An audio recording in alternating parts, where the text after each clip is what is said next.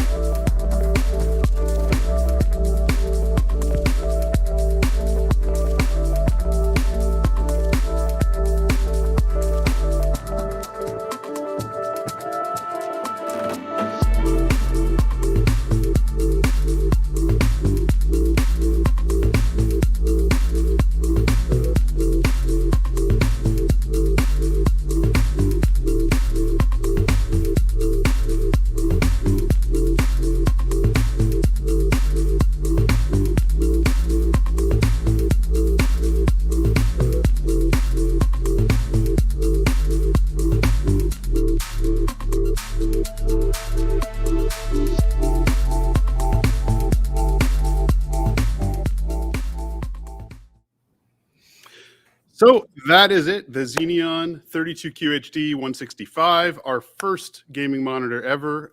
It is, in my opinion, the sweet spot for everything. So the naming scheme, like all naming schemes, are a little bit alphabet soup, but 32-inch screen, Quad HD, 1440p res, and 165 hertz refresh on an IPS panel. That's beautiful. I know because I have one right here. Wow. Paul, holding it. Paul, you have it, and you've had it for a little bit now, so I'm sure we all have a lot to talk about. But Paul, what do you think? I think Corsair has done a great job with a lot of the choices on this monitor so far, because you guys just saw the sizzle reel and everything that listed out all the specs. High refresh rate gaming, of course, is one of like the highlights of PC gaming in general. The fact that it's got FreeSync support for the variable refresh rate is beautiful.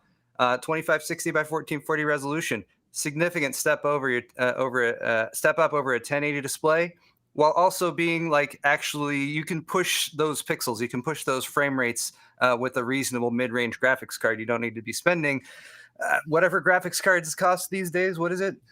Way too much. So all good choices. And then 32 inches. It's huge. It's, guys, any of you who are gaming on a 27-inch 1080 monitor right now, big step up going to 32 inches. So I think that's going to be a good selling point for a lot of people who are looking to upgrade a monitor, especially if you like 1080, 60 is good. It's good. Like, don't get me wrong, it's good, but a big step up to 32-inch, 1440, 165 hertz, and all those extra features too. Like, gosh, I don't even remember them all. There's too many.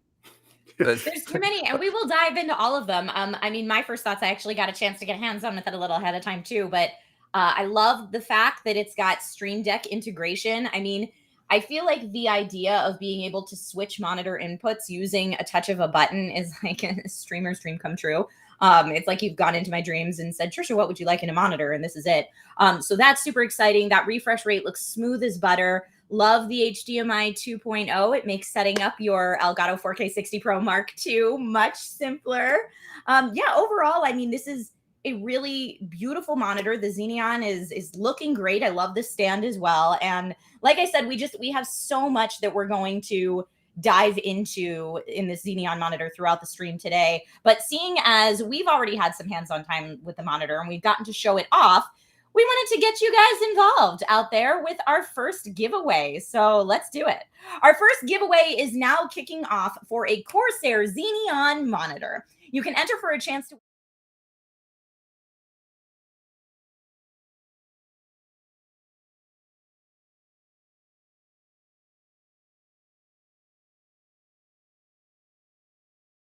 and aware about our Corsair live stream giveaways. Throughout the stream, we're going to open multiple worldwide giveaways. So just stay tuned so you'll know when each giveaway goes live and what's in each giveaway. For the rules, terms, and conditions, please check the official rules tab in the giveaway widget. And good luck, everyone. All right, now let's learn a little bit more about Xenion. So George and Paul, let's go ahead and talk about the screen and the size first. George? Okay, so 32-inch screen is obviously larger than 27-inch, but it's not just a little bit bigger, right? So if you went from a 24 to a 27 back in the day, you got used to that bigger screen. If you go to a 32, that's like the size of small TVs, right? This is a good size screen. And it's really nice to have that because you can sit back a little bit. And if you're playing, say, for like Hades on a controller where you can sit back and kind of hang out and play like a roguelike game, you can do that. Or if you want to get like playing FPS, like a Counter-Strike game or Overwatch or any of those types of games, you get up close and you can be right into it. So I like having that extra size. Maybe it's because my eyes are bad and I'm old or something, but the extra size of the screen is really, really cool to me. So that's one of the reasons we went 32. There weren't very many guys making really good 32-inch gaming monitors. There was a lot of good 27s out there. So we felt like, let's do what people will be buying in the next couple of years, which is, I think 32 is going to be the next thing. 32 is also really nice if you want to sit back a little farther from the monitor, especially for those who are in content creation and the way you're framing things. You can still be close up to it comfortably, but you can sit back a little farther if that's what you need to do for framing purposes. So I agree that 32-inch size is really nice. Yeah. And Paul, earlier there was a discussion about the importance of different traits in monitors. How does monitor size play a role in picking the right one for you? For me, monitor size is important because I do a lot of work with video. So that's like, I feel like with monitors, there's a separation. You got your content creation work, you got your gaming monitors. And you can get a good gaming monitor that's a decent size, that's a reasonable refresh rate and everything, but it might have really poor color depth. And color depth is something that, even if you're gaming, you'll notice a big difference. My wife has been trying, I've been trying this monitor out for a couple days, and my wife has as well, and she noticed a big difference in the colors to the point where she was like, "Can I game on that monitor again? It looked really, really nice." So you can have more pixels, and there's definitely more pixels with this monitor. I was just doing the quick math, and a 1080 monitor is about 2 million pixels. 1440 is closer to 4 million. It's about 3.7 million. So you do have more pixels, but you also have better pixels that can display a broader range of colors in terms of the sRGB spectrum. If you're getting into the professional work, you want as much of the DCI-P3 color gamut as possible.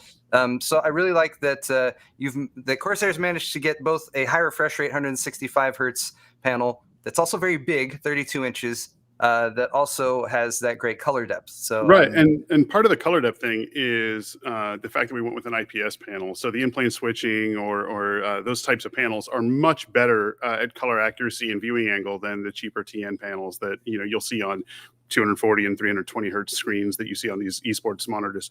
Generally, IPS. Every monitor I've bought in probably the last 15 years has been an IPS screen since way back in the day.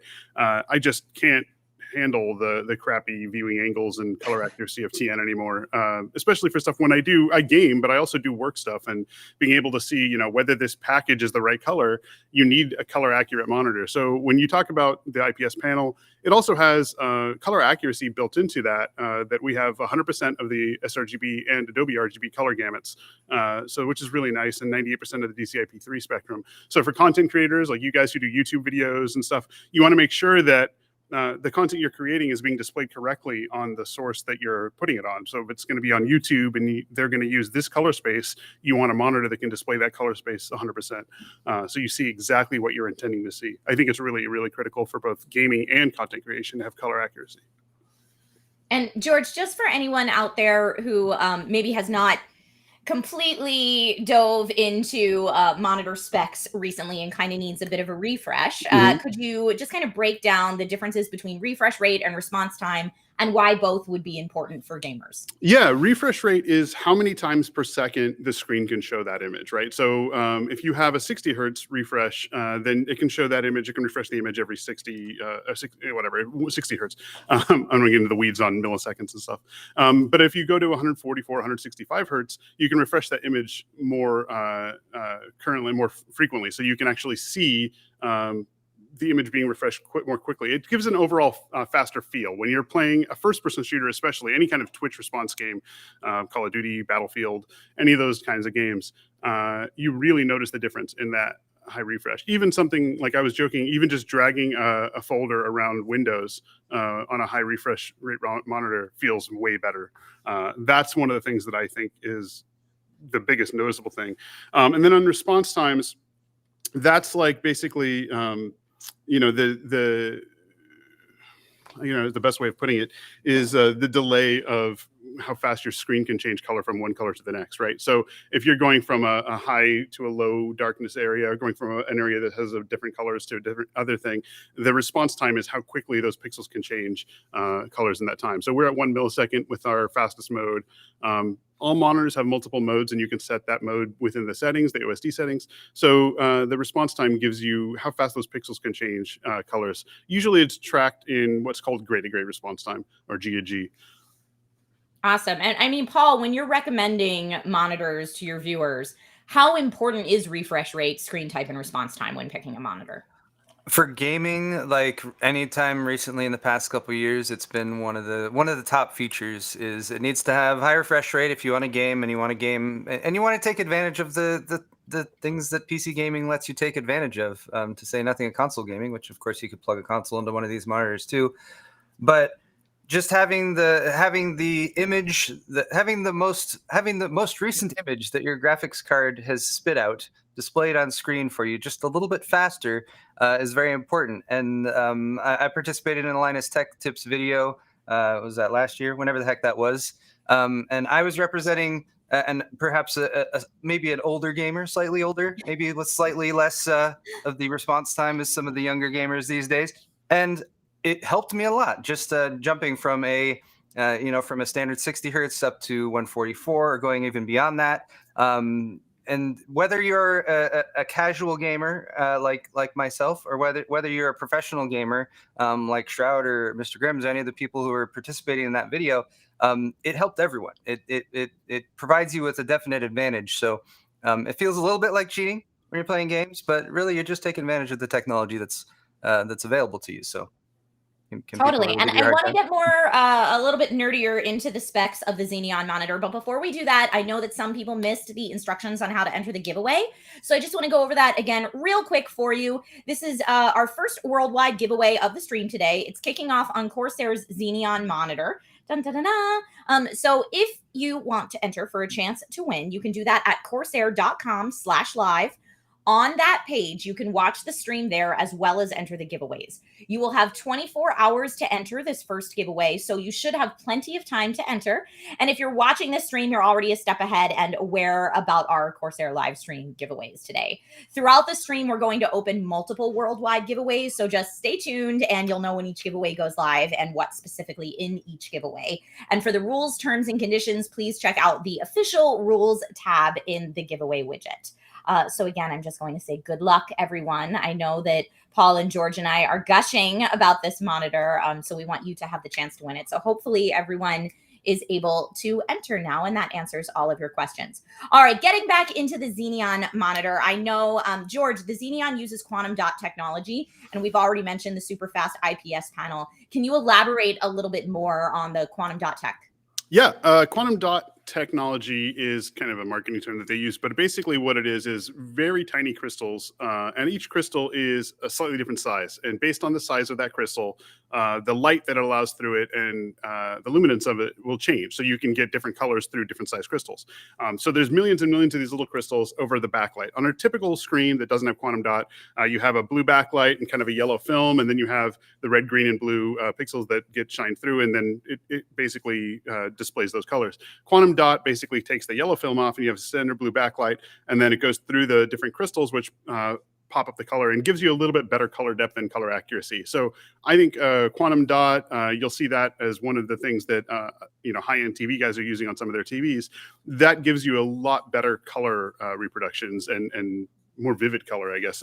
You really notice it side by side. When you put it next to a standard kind of LCD screen, you will really see the difference. Even on standard mode, you don't have to go and crank up the vivid thing to store display mode like they use on TVs at Best Buy or something.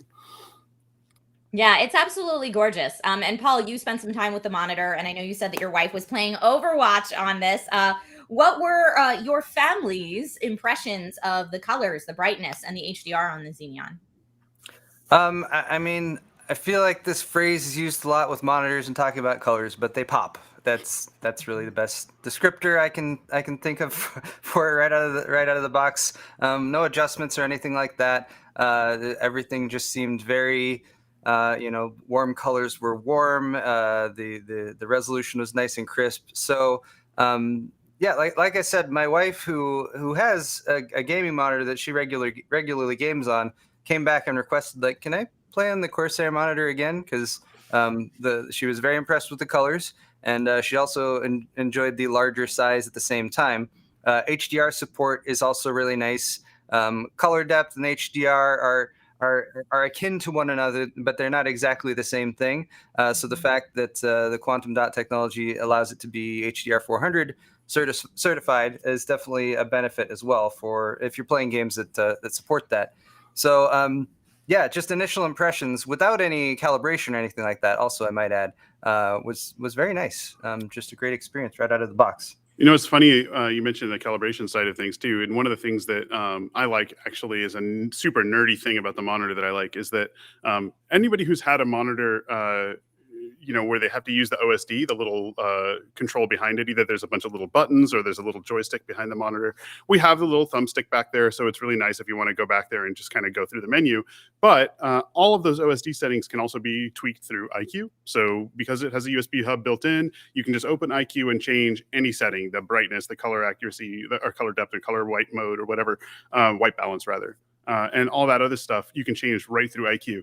And in a couple weeks, when we have the iCUE 4.16, you'll be able to use Stream Deck to change inputs and all that stuff too, which is really cool because I can't tell you how many times, like, I bought this monitor that has 3 or 4 inputs on the back and I never use them because I plugged in my PC to the HDMI or whatever, a DisplayPort, and then I forgot about it because I don't want to have to go through and change the OSD every single time. This is really cool because you could sit there and plug in your Xbox or your Nintendo Switch or whatever, and then you can just hit the Stream Deck for HDMI 2 or DisplayPort or whatever, and it'll swap the input right on the monitor instantly. So you don't have to worry about going through this like nested menu where you're like going blind. You just hit the Stream Deck button or the iCUE Nexus button and it swaps right away. It's super fast and easy to do.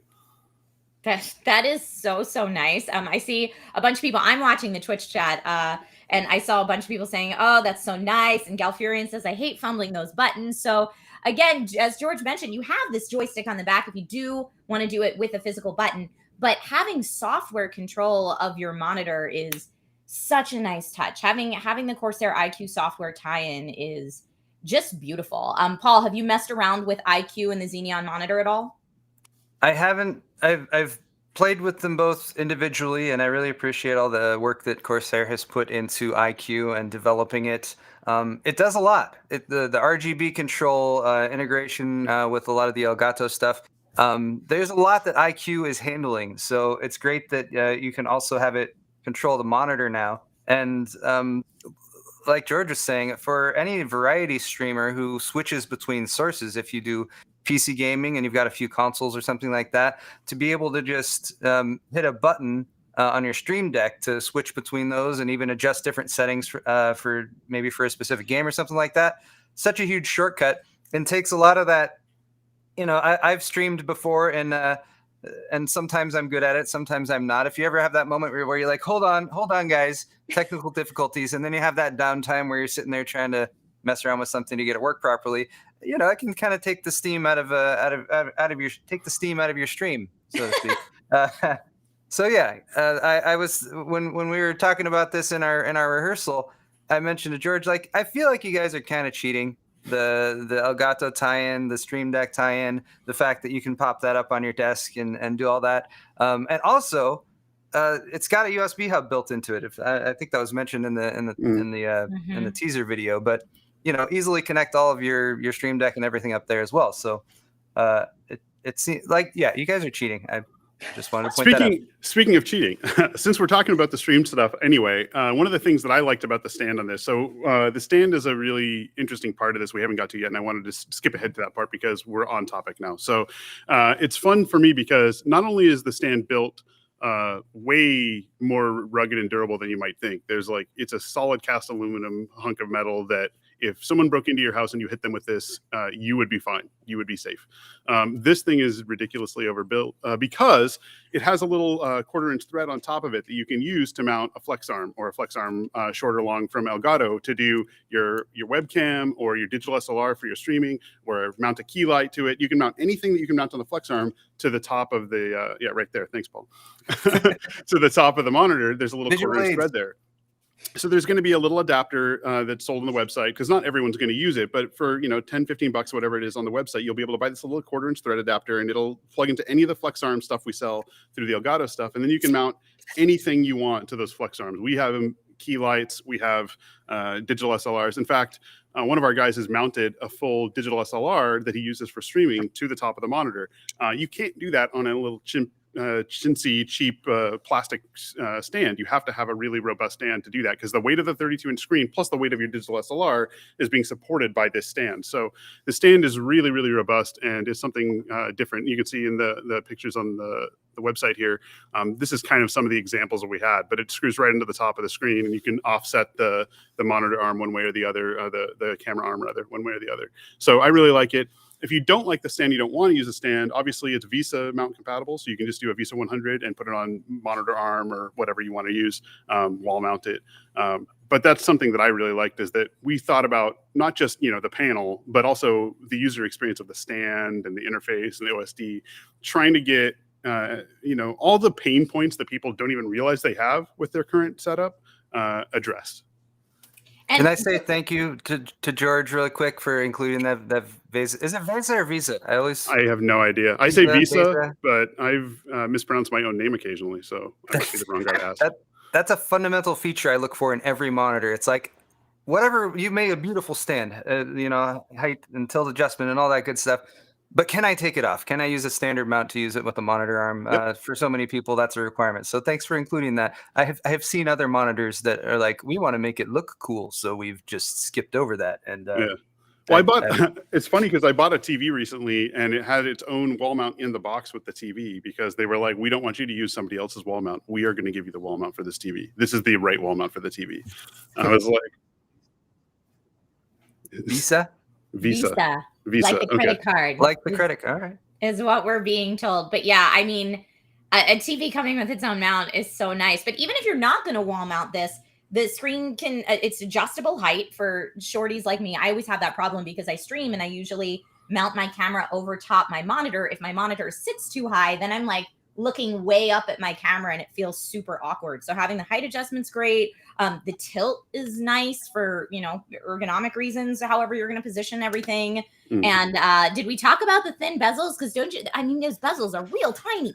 Yeah, we had real thin bezels because we thought, generally, why would you have a thick bezel unless you absolutely had some purpose for it? We don't have it. I mean, most people don't have some kind of ridiculous thing where it needs to be moved around a lot, where the thick bezel maybe keeps your fingerprints off the thing. So most of the time, a thin bezel gives you the ability to do multi-screen setup. So we have it set up because we know that occasionally people will set up a dual monitor, or especially streamers will set up a dual monitor setup, or why not do a triple monitor setup? If you have a big enough desk to put 332 inches side by side, get triple monitors and set it up and play some World of Tanks or something, whatever you want to play.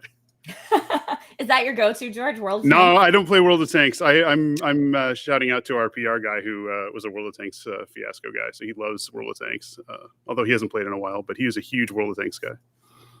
Love it. Beautiful. I saw someone in Twitch chat, and I'm sorry, I missed the name of who said it, but someone said their monitor does not have the VESA mount and they absolutely hate it. So thank you so much for tying that in. Over on YouTube, Kyle Davis asked, is it an IPS, VA, or TN panel? It is an IPS panel. It is technically the terminology is AHVA, but that is not the same as VA. VA is vertical alignment. AHVA is a different manufacturer's brand of IPS. So IPS stands for in-plane switching. AHVA is advanced hyper-viewing angle, which is a type of IPS panel. So the marketing terminology that people will use for this style of panel is called fast IPS. So it's IPS, but faster than traditional IPSs, which were limited to 60 hertz usually. So it is an IPS panel.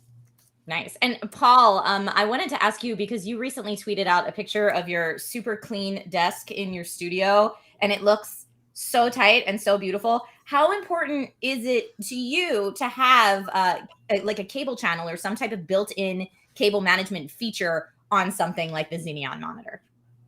It's absolutely very important, and it's funny that you bring up my desk because I've filled it with stuff again now. But that's to celebrate this stream. Cable management, I feel like, is its own little art form. And when you have the opportunity to get your setup and you've got your hardware and you want everything to look nice, so you can sit down and get into your Zen, space to do work or to play games or whatever you want to do, and a bunch of cluttered cables, that's never a good thing. So there's clips in the box, and then I'm gonna grab the monitor again because I really like doing this. It's just, they're right here, and they just snap. I think you peeled the plastic off of this part yet. You can slide them up and down, so you can position them where you want to. So depending on which cables you have running to this, depending on whether you have a simpler setup with just a single source, or if you have something more complex with consoles or other video sources going in there, you can do it. And it comes with this nice blue plastic that covers it that you can Yeah, Just rapid route. Yeah, we call it rapid route is the marketing term we use for the cable routing. We use it for cases too, for the rapid route cable thing in the 4,000, 5,000, and 7,000 series cases. We figured, hey, it's a good term. Let's use it. So we use it here too. So those little things, like you said, Paul, they slide up and down, and they are big enough to house all of the cables at once. So if you plugged in both HDMIs, all the USB, all of the single display port, and even an audio cable there, you plugged them all in, you could easily put them in that the cable retention there in the rapid route. So I think that'll help a lot, especially if you've seen behind my old monitors where it was like, a rat's nest or like Medusa's head. George, I know you just kind of rapid fire went through the ports real quick, but if you could go over them again for those in chat who are asking, it's 2 HDMI 2.0 ports, correct? And what else do we have back there? Display port, obviously. USB-C for the display if you want a USB-C for a display, and then also the USB-C for the USB 3 hub. So there's that as well. There is also an audio there, but we don't have speakers built in the monitor. There's no speakers here because we figured the guys who buy high-end gaming monitors are not going to be using the built-in speakers for their monitor, obviously. But if you do HDMI out to the screen, the speaker, the mini jack can use to go to regular speakers. So you can use it as a pass through for the HDMI audio signal if you want. I don't expect many people will do that, but you theoretically could.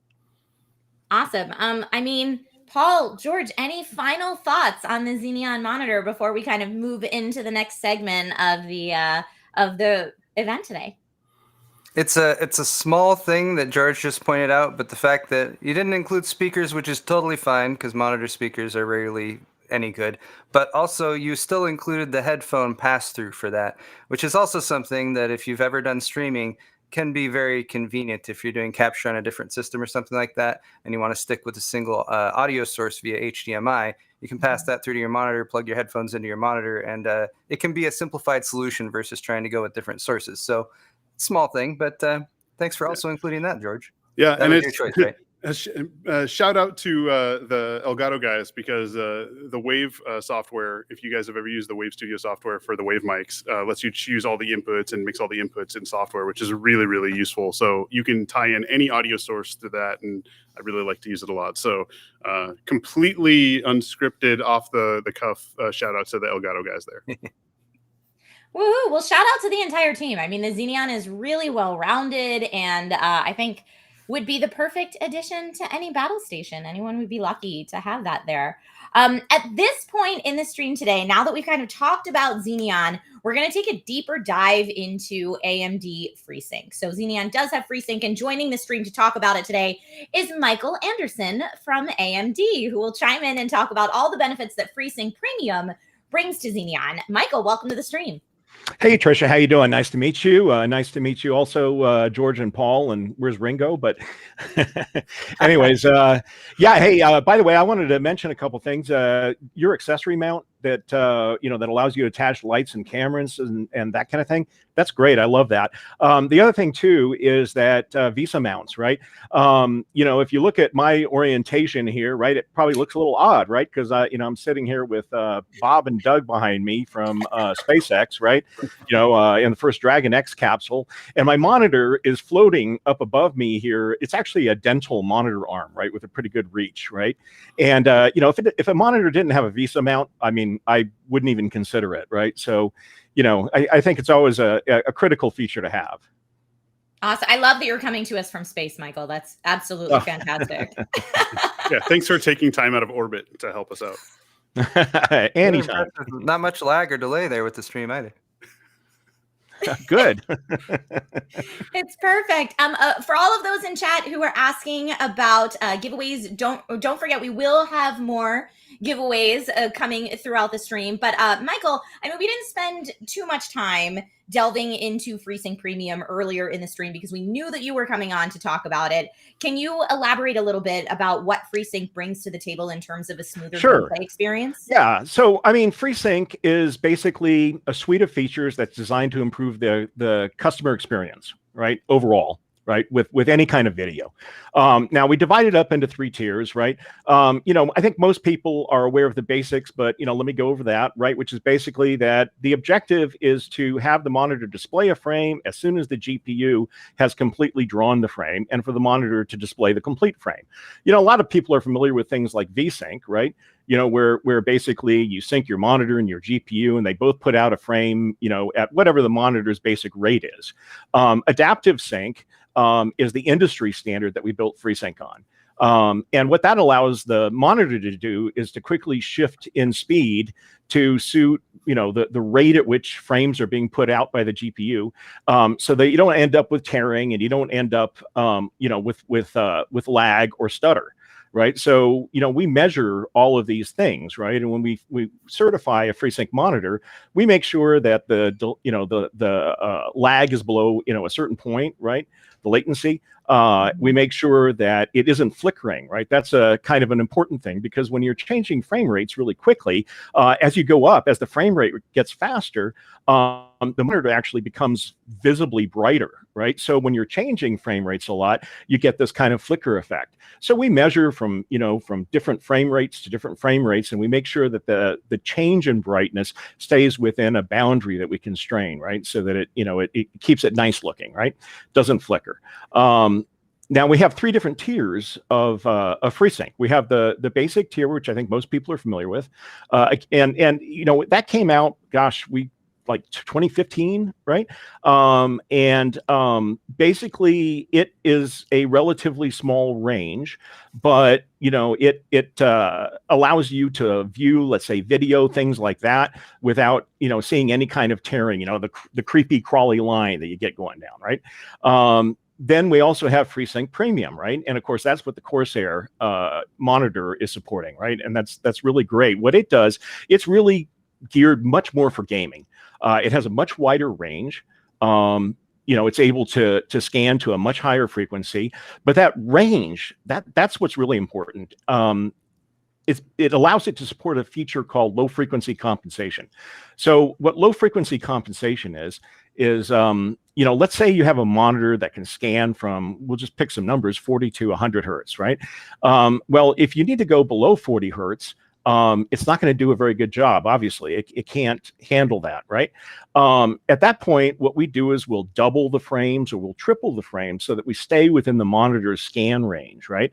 Why is that important? Think of the old joke about, does it play Crisis, right? Hey, at some given frequency, at some given, rate, it's going to play Crisis, 1 frame per second or something, right? So the point, though, is that when you have games that are really complex, that take a lot of work, on the GPU's part to put that frame together, you start getting into lower scan rates. Well, those lower scan rates, they can be okay as long as they're smooth, right? So let's think about, as you go up in resolution in monitors, 8K, right? That's coming up, right? 16K, believe it or not, is not that far over the horizon, right? So, obviously these frame rates are going to drop. And you want smooth response, right? Now, a lot of people are accustomed to playing, let's say, like console games, right? And 30 frames per second is something, that's just kind of not that unusual, right? Well, it can be okay as long as it's smooth. Now, I'm not trying to emphasize this too much because, the CORSAIR, it's got a great scan range, right? It can scan to very high frequency, right? And most of the games that most people play on our newer GPUs are going to support that at close to full frame rate, and that's obviously going to give you the very smoothest performance.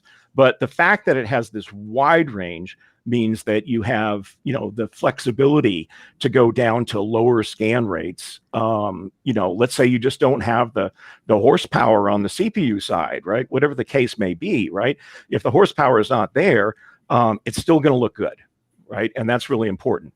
So we've got the 3 tiers, right? We have FreeSync, we have FreeSync Premium, and we have FreeSync Premium Pro. And Premium Pro just kind of extends on the FreeSync Premium concept, in the sense that it's really geared for gaming, but the difference is you're going to get really outstanding color performance, right? And so, go ahead. Sorry.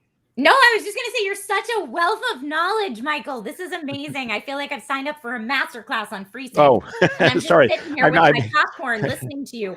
I wanted to give Paul and George both a chance, Sure. if you have any FreeSync questions for Michael, before we jump into the Q&A and before we kind of do a recap of all the fantastic features that the Xenion monitor has to offer. Do either of you have any questions for Michael, since we are lucky enough to have him here? I can jump in real quick. So I think from a lot of people's understanding when it comes to variable refresh rate and a solution like FreeSync, they hear about like eliminating stuttering and tearing, and they hear about how it aligns the monitor's refresh rate with the frame rate that your graphics card is able to put out. But we also hear a discussion of it actually reducing latency. Could you elaborate a little bit more on how Sure. FreeSync actually does that? Sure. So, it does it in a number of ways, right? Obviously, if you take your frame rate up, you're going to reduce latency in general, right? So if you have the flexibility to put a frame out the instant it's ready, that's going to reduce latency. But the other thing we do is we actually test it. So, when a monitor comes to us, right, and comes into our lab for certification, right, we put a sensor on there and we look at, hey, how long does it take from the GPU sending out the signal to this white patch up here starting to change, right? Starting to turn white. And we measure that, right? So we guarantee latency. Now, we don't publish a lot of the numbers for specific tiers of FreeSync. And the reason we don't do that is that as technology advances, we also advance within these tiers. We improve, what our requirements are. But our basic requirements are very stringent, right? And we test them all very tightly, right? And that includes, on the Premium Pro side, where we're looking at like luminance curves and color gamut, right? And they all have to match very tightly. So all of our monitors are tested. Did that answer your question? Yeah, that definitely helps, especially in terms of the faster you're going to see a frame, the less latency there's going to be between. Yep. Yeah, pretty much. George. No, that was the one thing that I was talking about is when I first started looking at adaptive sync and FreeSync is that tearing stuff was driving me crazy because Sure. Every once in a while you have a good fast graphics card and everything's great. And then like some new game comes out, like Crisis, like you mentioned, is a joke, and it just shreds whatever your expectation of performance is. Like you thought you were going to do well, 60 frames a second, no problem. But then you're like, in some city environment where there's 1,000 things going on, and now you're at 34 frames a second or something like that, and you drop down a lot. And screen tearing, when it goes from those low frame rate areas to the high frame rate areas, was really noticeable to me. So the first time I ever used a FreeSync screen a couple years ago, where I noticed that went away completely on my old 1070 system. It was really nice to have that set up. So I mentioned the 1070 in front of AMD. I feel so bad about it. That's all right. We're all in the industry. It's fine. Besides which, thank you so much for all the information on FreeSync. Thanks. I know we're all asking our questions. Chat has also been dropping questions in that they have for you, that they have for Paul, that they have for George. I know a lot of people are asking things that we may have gone through a little quickly earlier in the stream. So George, could you just give us a very brief recap on what we've covered with the Xenion monitor so far? It's 32 inches. It's an IPS panel with quantum dot technology. It's 165 hertz refresh. It is also built on a stand that is strong enough that you could build a desk out of if you had 3 more of them. And I think it is the sweet spot for performance right now, because going to 4K takes a massive hit on GPU performance. You really need a robust GPU to drive a 4K screen. And also 4K 120 hertz screens are really few and far between, and they're extremely expensive. So I would rather have the 1440p high refresh screen than a 4K 60 screen personally. And I really think this is the sweet spot. I think 1440p at 165 with a 32-inch size is the right product. But of course, I think that I helped develop the product, so I might be a little biased on that one. Just a little bit. I had one thing I wanted to highlight. I think we haven't really mentioned directly. We talked about the color depth. We didn't give the actual stats. George, could you list those real quick for sRGB, Adobe, and DCI-P3? sRGB and Adobe RGB 100% coverage. DCI-P3 is 98% coverage. That's really good for a 165 hertz monitor. If you guys don't have your head in the monitor space, it's difficult to combine those features together. So I think that's great as for anyone who's looking for a crossover. Really good at gaming, but also can handle content creation, production work as well. Yeah, we thought about it. If we wanted to make a pure gaming monitor, honestly, if we'd built this 5 years ago, it would have been more of a pure gaming monitor because streaming wasn't anywhere near as big as it is today. But as we went into development, we started looking at how people were using their screens, and it's like, now obviously with work from home stuff, because a lot of people are working from home or doing hybrid model, and also content creation, whether it be streaming or YouTube video creation or whatever, there's so many more people doing those things that we felt like we had to make sure that the product could do those things as well as be a good gaming monitor. So a lot of features are built not just for pure gamers, but also for content creators and media people. Thank you for thinking of the content creators. It's so nice. And so many people I know that are, especially it's so fun, like kind of the next generation that's coming up of gaming.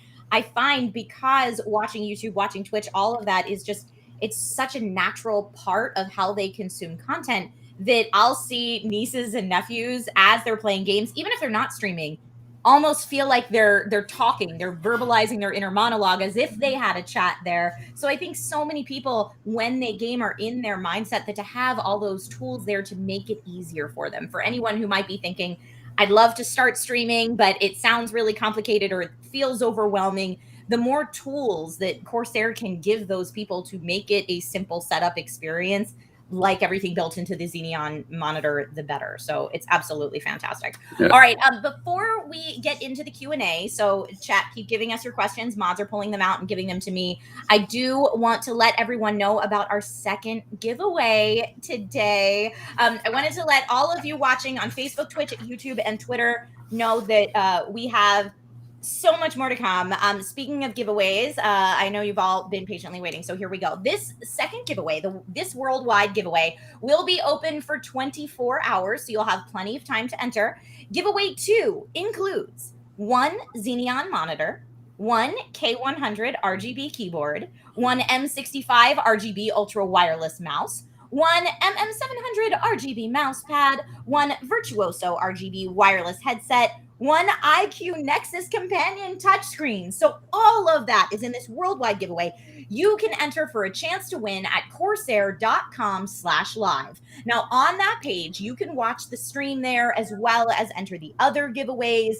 We've got so many giveaways coming up in the second half of the stream as well. So make sure that you stay tuned. And again, for the rules, terms, and conditions, please check the official rules tab on the giveaway widget there. All right, now let's go ahead and see if we can get to some questions from chat. Wow, that's a lot of stuff, says Gata. I see you there. It is a lot of prizes.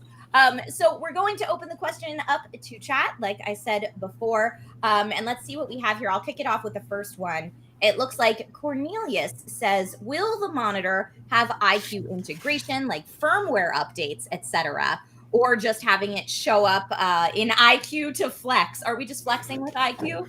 Yeah, it's a straight flex. Now, yeah, it'll obviously have updates and stuff throughout there.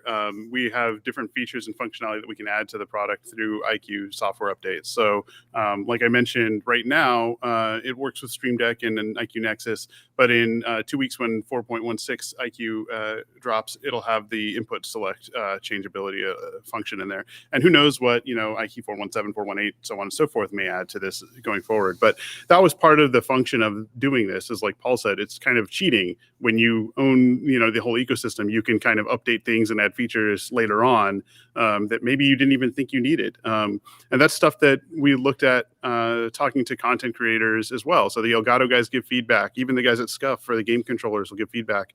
And the guys at Origin PC will give feedback. So it's one of those things that we're doing our best to make sure that we are hitting what you guys want on all fronts. If someone comes to us in the chat today and says, this is a great monitor, but I really would like it if you did this, then okay, maybe we put that on the roadmap and it gets made for next gen. So that's the type of stuff we do. We want to make products that sell. The only way to make products that sell is by listening to people who buy them and doing that. So that's where we are. Awesome. I see a lot of people in chat asking about future iterations of Xenion monitors, and my guess is, George, that you can't really speak much to that or predict the future. But in terms of people were asking, in terms of ultra wide, in terms of curved, Are there any nuggets of info you can tell us without all I love typing? that. I love that. Not an hour after we announce it, they're like, "Yeah, but what about the next one?" What's next? Okay, we're over it. Yeah, now. that's cool. But what about? Yeah, no. I mean, obviously, we're going to pay attention to where the market goes. If obviously, we've looked at 4K, and if 4K makes sense at some point, where you can get more GPUs availability that can drive 4K easier, which will happen eventually. We'll start looking at that option. Their other stuff is other little things like if people come to me and say, "Hey, we really want curved," or they come to me and say, "Hey, we really want something where the sand is sold completely separately or whatever." I'm open to all those opportunities and listening to people's feedback. My goal is, to basically control the entire world when it comes to the PC gaming space. You don't do that by ignoring the people who brought you here. So we're going to talk to you guys and ask you guys what you want, and we're going to make those products, and you guys are hopefully going to buy them if you like them. So RGB, George. RGB. The monitor is, by technical truth, the most RGB product we've ever sold. True, but it could have more RGB. It could have more RGB. Yeah, someone Ambient asked, around the back, around the edges. I saw tied someone with asking in the chat iCUE. why it doesn't have an RGB stand that has like ambient lighting built into it. So I'm sure that the guys on the engineering team are already like, "Oh crap." Well, I'm not going to lie. When I hear that it has iCUE integration, that's the first place my mind went. As I was like, "Oh, there's RGB on the back of the monitor." But that is not the case as of this iteration, at least. But iCUE can do so much more than just control your RGB. So I actually think it's nice that we got a chance to talk about that a little bit. If you do want ambient lighting for your screen, the LS100 kit that we sell can go behind this screen or any screen and give you ambient lighting that ties into what's going on with your iCUE setup. So if you do want to do ambient lighting, we sell the LS100 kit. Go to the website or anywhere else you can find it and throw it on any monitor you want.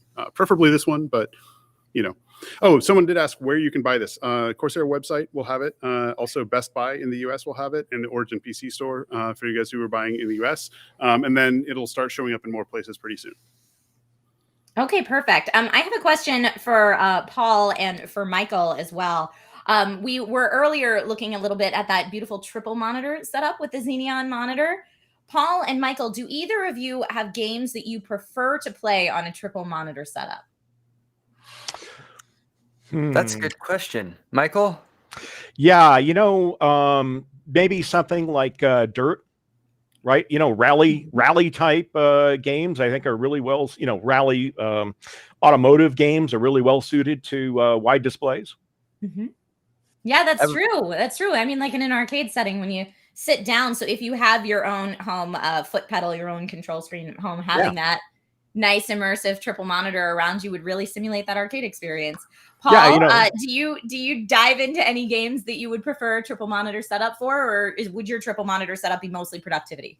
I haven't had a triple monitor setup going for quite some time. I've leaned a little bit more towards the ultra wides if I'm looking for that kind of experience. But like Michael said, it's a great solution for anything that you want a bit of immersion with, like a racing game in particular. And I've definitely done a lot of that back at trade shows, back when those were a thing. In the olden but times. One thing I will point out in terms of a triple monitor setup with this, just since it's being brought up, I mentioned earlier how much easier it is to push a decent frame rate, even with a mid-range graphics card for a 1440 monitor versus something like 4K. That times 3 if you're doing a 3-monitor setup with wraparound. It's going to be a simpler solution to handle with a much more reasonably priced PC, gaming PC, than if you tried to do something with like triple 4K or something like that. Love it. I do have one more question from Lewis at Origin for George. Everyone's excited about Xenion, but what about the B11ND monitor? So for those of you guys, this is an April Fool's Day joke from like 5 years ago, where we made a fake monitor. Actually, Scott, our video guy, took it home and put RGB strips in the front of the display, and he actually built it. Like it would shoot RGB at your face. I think he ripped open like a cheap Samsung monitor, and the joke was that it's B11ND, it's blind, right? And it would be it would blind you with ambient lighting in the front of your face instead of behind the screen. So like, and we had a guy where he's playing Counter-Strike and there's a flashbang that goes off and he literally can't play the game anymore because he's blinded and the cat runs away. I mean, it's a really good April Fool's Day joke. And now I'm really upset because when you like Google search Corsair monitor, it's going to take weeks for this to rise in the SEO to make up for that. So yeah, there's the B11ND video from like 2016 or something. George, I love Unicorn Vomit RGB, and no thank you. I love you so much, no thank you. But you know what? The Xenion monitor is going to be such a hit that when you search Corsair monitor, that April Fool's joke will just, you know. Yeah, it'll drop down the SEO rankings in a bit, but today it's still number one, which a couple weeks hopefully will be this will be on top. All right, well, that wraps up our Q&A portion. Thank you everybody so much for your questions, and honestly, thank you so much for joining us, George, Paul, and Michael. A special thanks to Paul for being our special guest during this stream. And I mean, I want to ask any of you, do you have anything you want to leave us with before we go? Any final words, Paul, George, or Michael? I'm supposed to give a shout out to Justin. Hey, Justin, you're awesome. To Roby. Justin. Which Justin? Oh, Corsair. Yeah, shout out to Justin Roby too. I was talking about Justin from Corsair. So Justin, give him a hard time. I just really want to thank Corsair for giving me the opportunity to speak and bringing me onto the stream here, and for the partnership that we have with you on the monitor. We always enjoy adding new FreeSync partners, and you know, we've got 2,000 FreeSync certified monitors, and the more the merrier, right? So thank you again very much. Appreciate it. Awesome. And thanks, Michael. Awesome. It is nice having someone who actually can speak in depth about FreeSync here. It really does help a lot. Thank you very much. You're very welcome. We'll talk soon.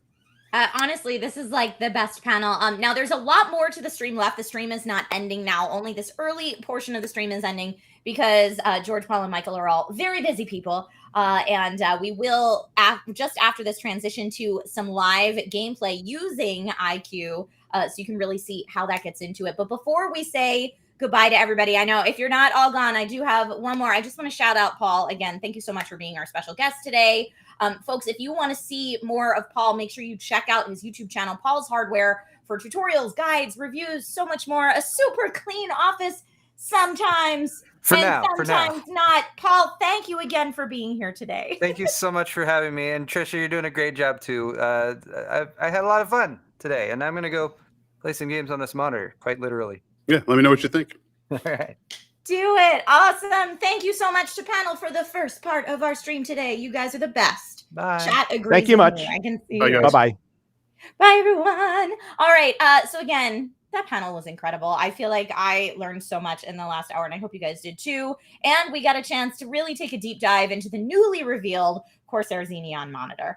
So again, I do want to remind everybody, in case you missed the details on entering the second giveaway, the second giveaway is live now. So reminding everyone who's watching on Facebook, Twitch, YouTube, and Twitter, as well as Origin PC's channels, there is so much more to come in the stream. But here are the details for that second giveaway. This is a worldwide giveaway that will be open for 24 hours. You'll have plenty of time to enter. And it includes, get ready, because there's a lot here, one Xenion monitor, one K100 RGB keyboard, one M65 RGB ultra wireless mouse, one MM700 RGB mouse pad, and one Virtuoso RGB wireless headset, as well as one iCUE Nexus companion touchscreen. You can enter for a chance to win at corsair.com/live. And on that page, you can watch the stream there, as well as enter to win the other giveaways. We've got even more giveaways coming up. Like I said, the stream is not done. We're done with part one, but we've got so many more giveaways and so much fun stuff coming up in the second half of our stream. So make sure that you stay tuned. And again, for the rules, terms, and conditions, please check the official rules tab in the giveaway widget. All right, now we are about to jump over to Lewis at Origin PC for some live iCUE gameplay. But before we make the jump, we have a short clip from Linus over at Linus Tech Tips with his initial thoughts on the Xenion monitor.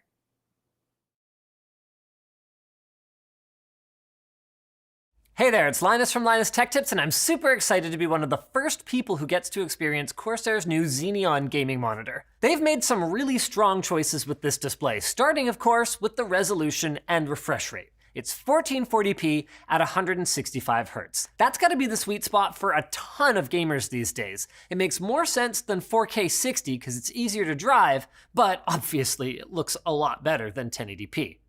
Then there's the size. 32 inches gives you the flexibility to sit back farther from the screen, maybe relax with a controller, and still see the details, or get up close when you need absolute immersion. And finally, I really like that you don't have to rely on physical buttons to navigate the monitor's on-screen display. Everything can be controlled in Corsair's familiar iCUE software with your keyboard and mouse, and there's even Elgato's Stream Deck integration. Man, that's a pretty cool one. One more thing, by the way, keep your eyes peeled towards LTT next month as we will be covering something that no one else has seen until now. Check out this teaser.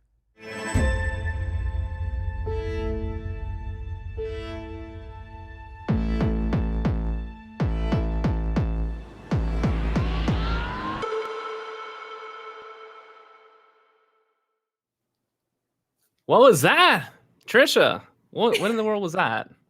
I have a guess, but I don't know if I'm allowed to guess because I think my guess might be right.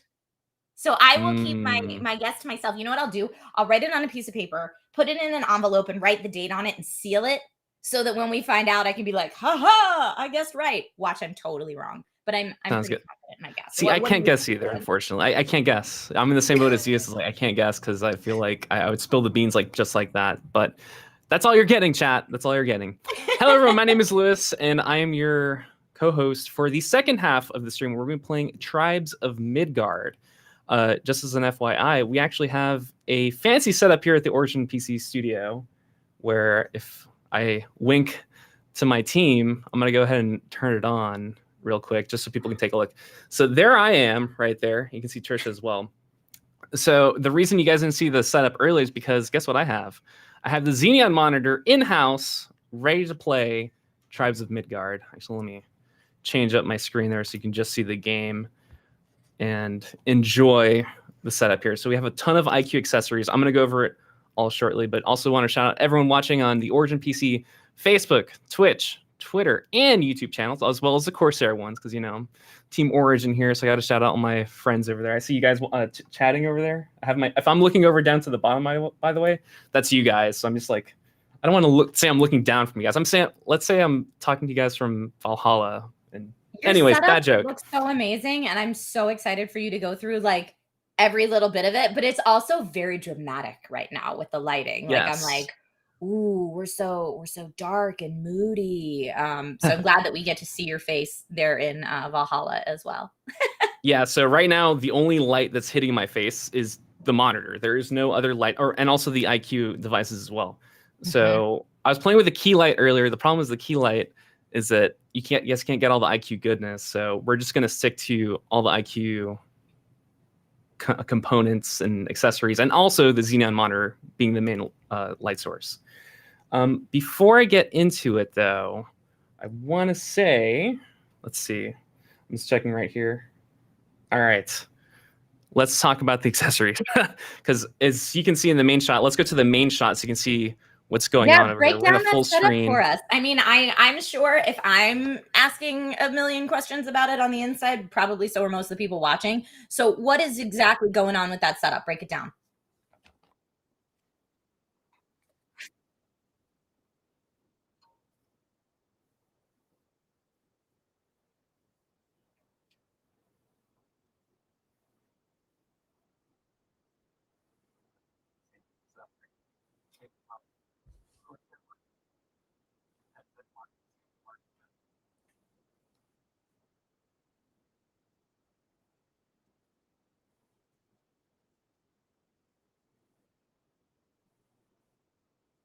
We're going to probably have to ask you to go through all of this over again. I know people can't hear. They couldn't hear you when you were going through that. So it was a beautiful presentation. Oh, man. But it was just for me. That was the private breakdown. Private for Trisha, breakdown. And it sounded awesome. And thank you so much.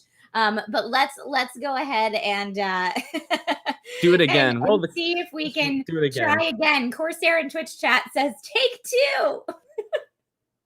All right, give me the Fs, guys. Give me the Fs. All right, can you hear if I'm telling you about the ST100 RGB headset stand? Yes. I'm looking at chat. I'm just getting some lulls. Just give me, come on. Stop giving me the yes. Okay, everyone's saying yes. Okay, cool.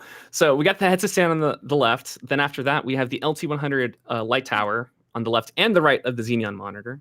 To my far right, I have an Origin PC Neuron desktop. It's a custom Corsair 4000D case. And I have a shot of the up close of the PC. If my fellow behind the scenes team can pull up the shot. It's beautiful. So as you can see, the system is completely, or the CPU and the GPU are completely liquid cooled. The CPU is an AMD Ryzen. Did you do that custom cooling?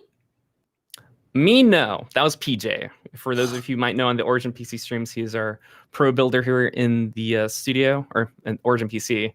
And he's always here doing the live builds, and he put this together. That is gorgeous.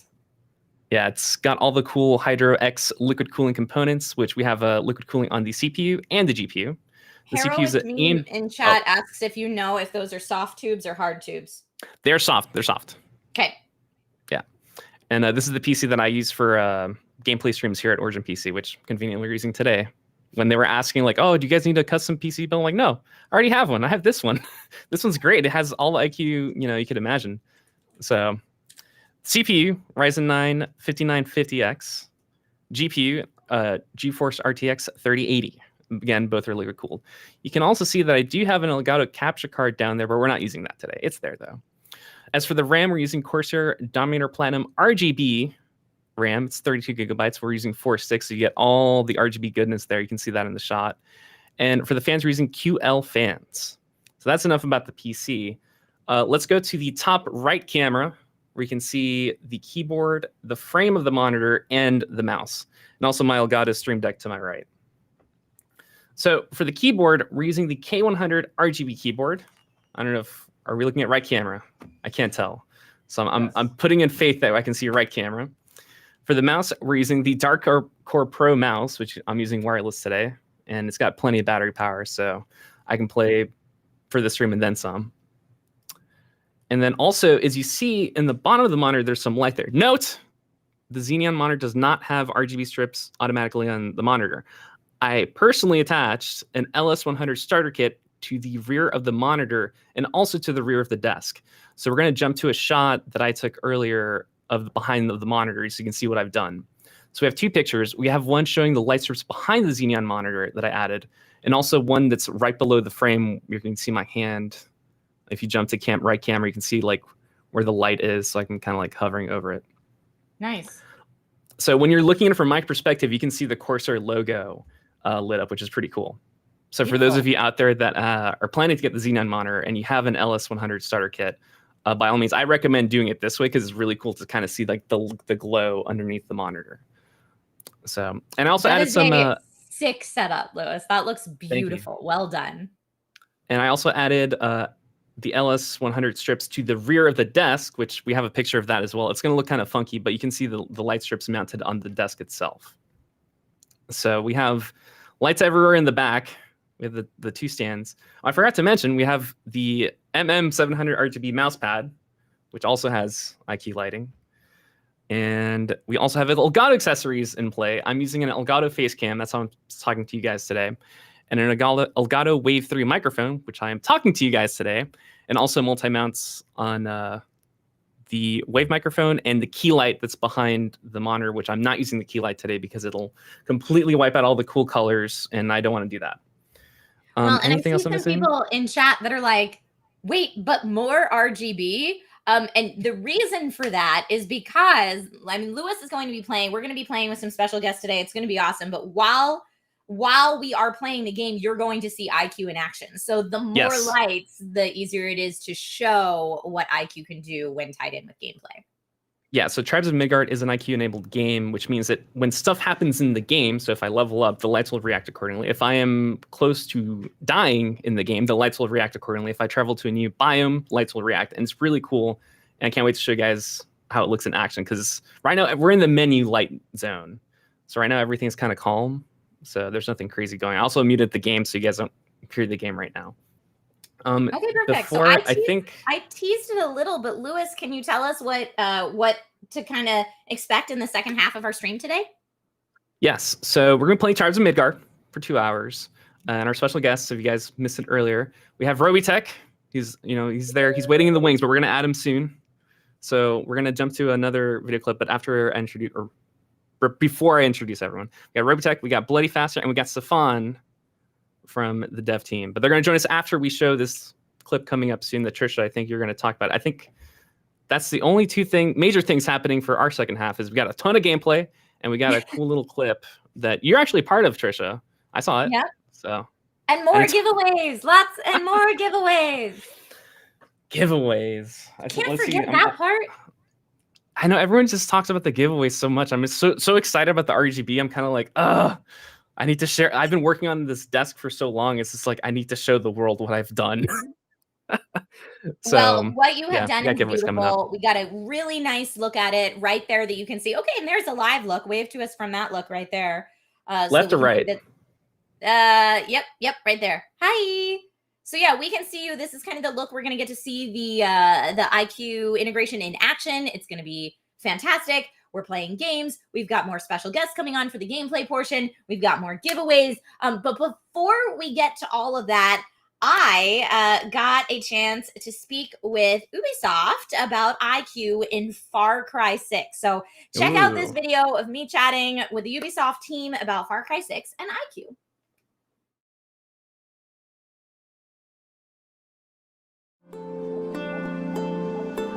In Yara, we built everything ourselves. A good guerrilla needs to make the most of their hardware. That's what we call the Resolver spirit.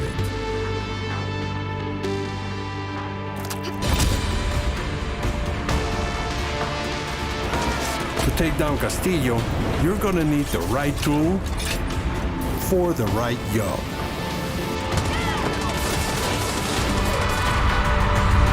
Bring your game beyond the screen with CORSAIR iCUE software. Stephanie, thank you so much for joining us today. Let's jump right into it. Far Cry is known for having the most immersive universes. What world will we be thrown into in Far Cry 6? Far Cry 6 takes place in modern-day Yara, a fictional island in the heart of the Caribbean. It's a tropical paradise that has become frozen in time. Economic sanctions for decades have now left it impoverished and divided. Yara is led by Anton Castillo, an uncompromising leader. And while some Yarans believe in him and will follow him blindly, many are subjugated in the name of restoring paradise. In Far Cry 6, you will find our most ambitious open world yet. And as a modern-day guerrilla fighter, you will also use our most creative roster of vehicles and weapons to fight Anton's army. The personalities in Far Cry titles have always been larger than life. And I know for Far Cry 6, you got to work with Giancarlo Esposito for the role of Castillo. What was that experience like? And did Giancarlo bring anything unique to the table that you can tell us about today? In Far Cry 6, you will meet an incredible cast of larger-than-life characters, including Dani Rojas, our hero, who joins the revolution against Anton Castillo. Giancarlo plays Anton. Our entire team was beyond excited when we found out he had been cast. When you watch our in-game cinematics, you really feel the connection between Giancarlo and Anthony Gonzalez, who plays Anton's son, Diego. The humanizing aspect of the father-son relationship really brings something new to the story that we haven't seen before, and we can't wait for players to see their performances in the game. Well, we can't wait to see their performances either. This is so exciting. The teasers we've seen so far have been absolutely chilling. All right, now this is the third time that CORSAIR and Ubisoft have come together on the Far Cry series. How does iCUE integration impact the user experience? With this partnership, we really want to bring a new layer of immersion for PC gamers in Far Cry 6. iCUE lets you fully synchronize the RGB lighting on any compatible device and takes cues from in-game actions that the player performs and brings to life the whole world of Yara on your desktop. All right, Stephanie, I know you are a busy woman and you've got a lot to get to today, but before we let you go, is there anything else you want to leave us with about Far Cry 6? I really want players to be able to throw themselves into our world, get to know these hilarious characters, and see how much the game lives around them. Each experience is unique. We have this fully dynamic weather system. Those rains come in, the poison that is part of our game dissipates with the rain. All of this so that each unique experience is for all the players. Awesome. Well, the hype level is real. Stephanie, thank you so much for your time. A pleasure to be here. Thank you so much.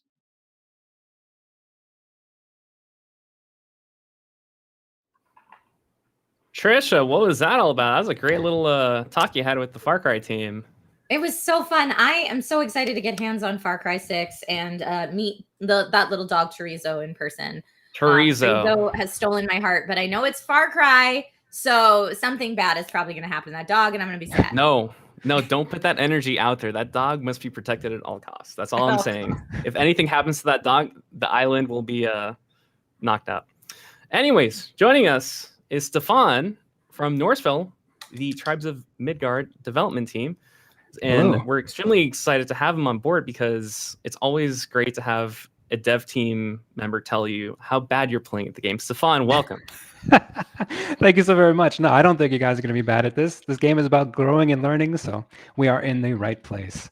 And if you die, it's okay. We'll just respawn, just like Valhalla. Warriors go there to, be reborn and to fight that battle over and over. All right, cool. As long as the tree doesn't get destroyed, that's the only thing I know. If the tree gets destroyed, it's all over. The stream gets shut down. We all have to go home, and all the giveaways are over. So we can't let the tree fall. If I'm the tree will survive. That's exactly it.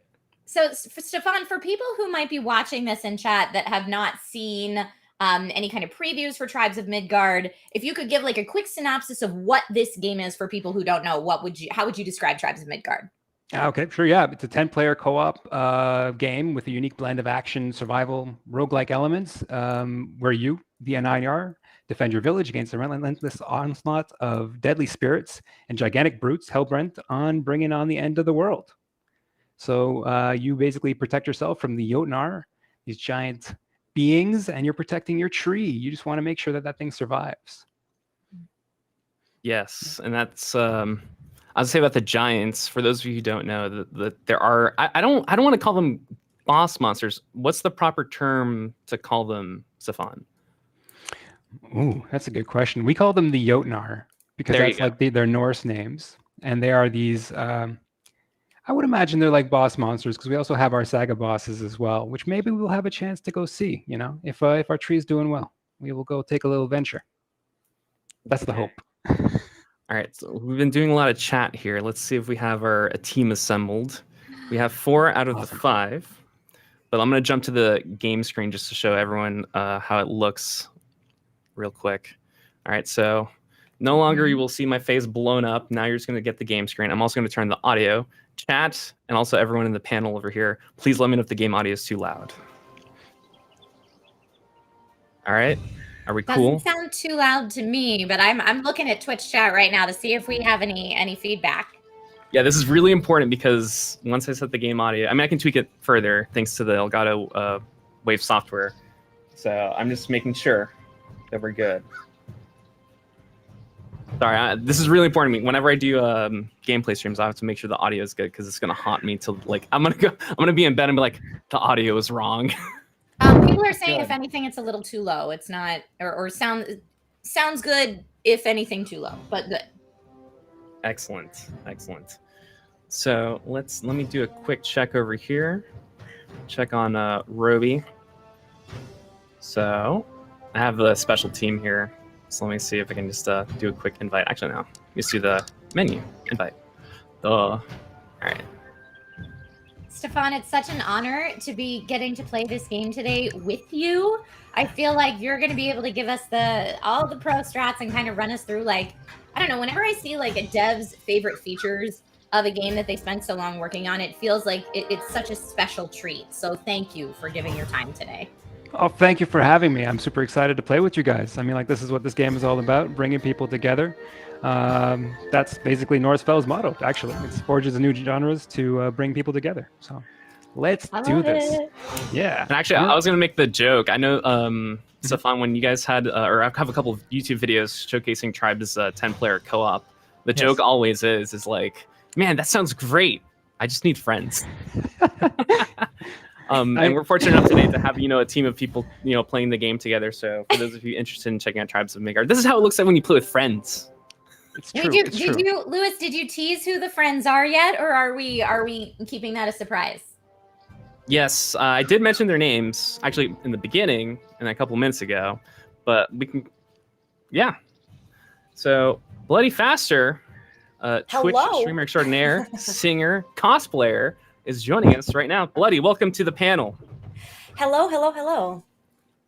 Hi, it's so good to be here. I know that a little birdie told me that you do have the Xenion monitor in your possession. Is that correct? That is correct indeed. Yes. And you're playing. Are you? I am playing on it. Yeah, I just wanted to say that I keep looking at it, and for the most part of my life, I had TVs that were smaller than this monitor. For real, like I've never played on a monitor this big, and I'm super excited. Awesome. So I think Trish, are you also playing the monitor as well?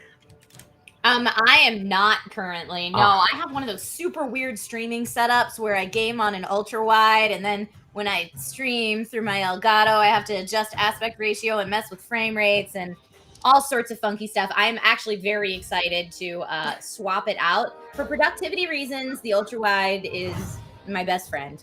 But for gaming and streaming reasons, it makes it a little trickier. So I can't wait to swap out and see where that leads me. Plus that camera mount, the camera mount. And Safan, I don't think you have the monitor on your end either. I do not, but I have a wonderful keyboard that you guys sent me, as well as a mouse and this Virtuoso headset. It is incredible. I've been getting used to it. Readjusting keyboards is always a little setup. I'm going to press the enter key once in a while, but it feels so good. I'm loving it.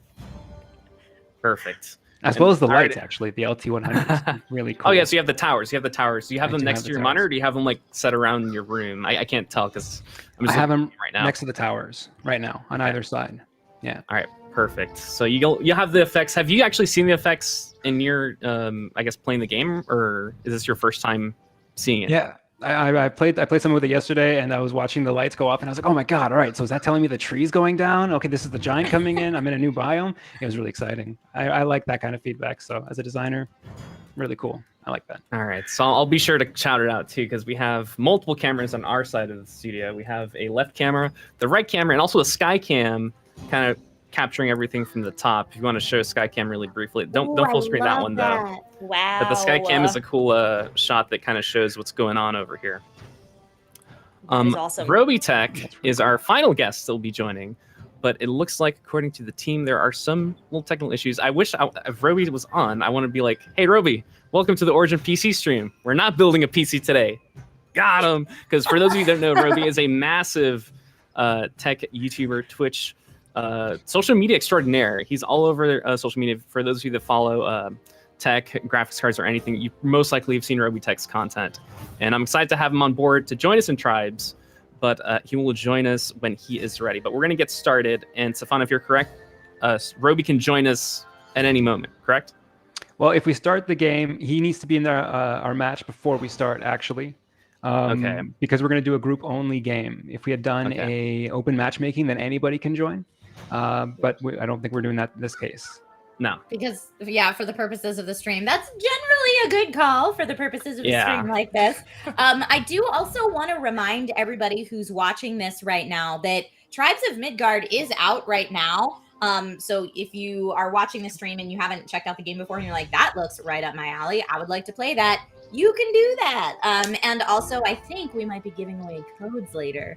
Too. I hope I'm not saying that and that's false. But I'm wink, wink. Reasonably certain we are giving out codes later. That's what they say.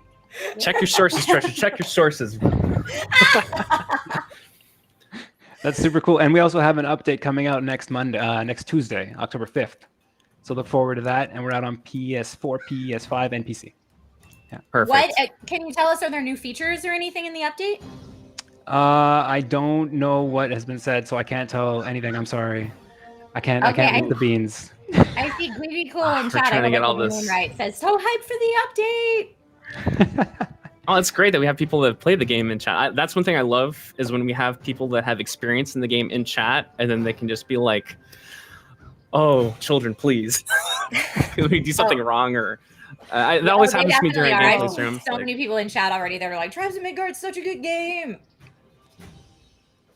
All right, That's awesome. I'm really happy to hear that. I saw someone ask earlier for the Starbjorn outfit, so I put on the Starbjorn head. That's my big purple bear head right now, which you could buy in the store.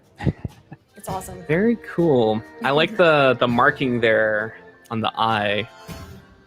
So Nice. and that's It's a war paint. It's war paint, yeah. Yeah. Yep. Did everyone else pick the drone, or am I the only one that got a drone buddy? Everyone got a drone. How do I get a drone?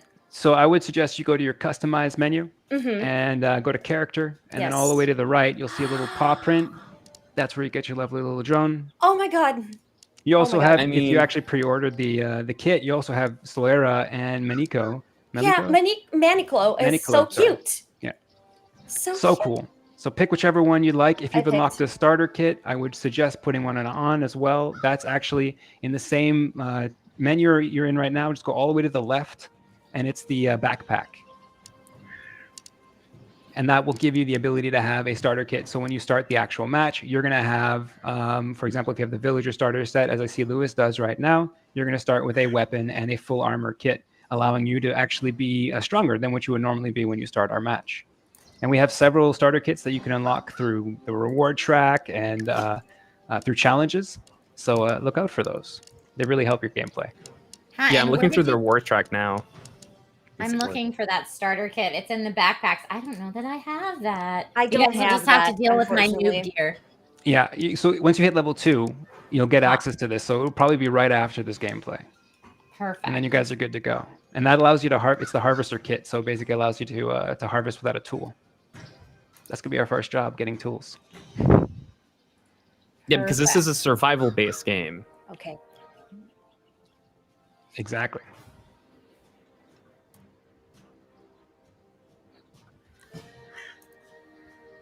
I believe a little birdie's saying that Roby's coming in. Background, I heard a Roby. He was very quiet. But hopefully we'll have Roby in here in a second. Yeah, I am a big Roby Tech fan as well. Justin Roby, how are you, my friend?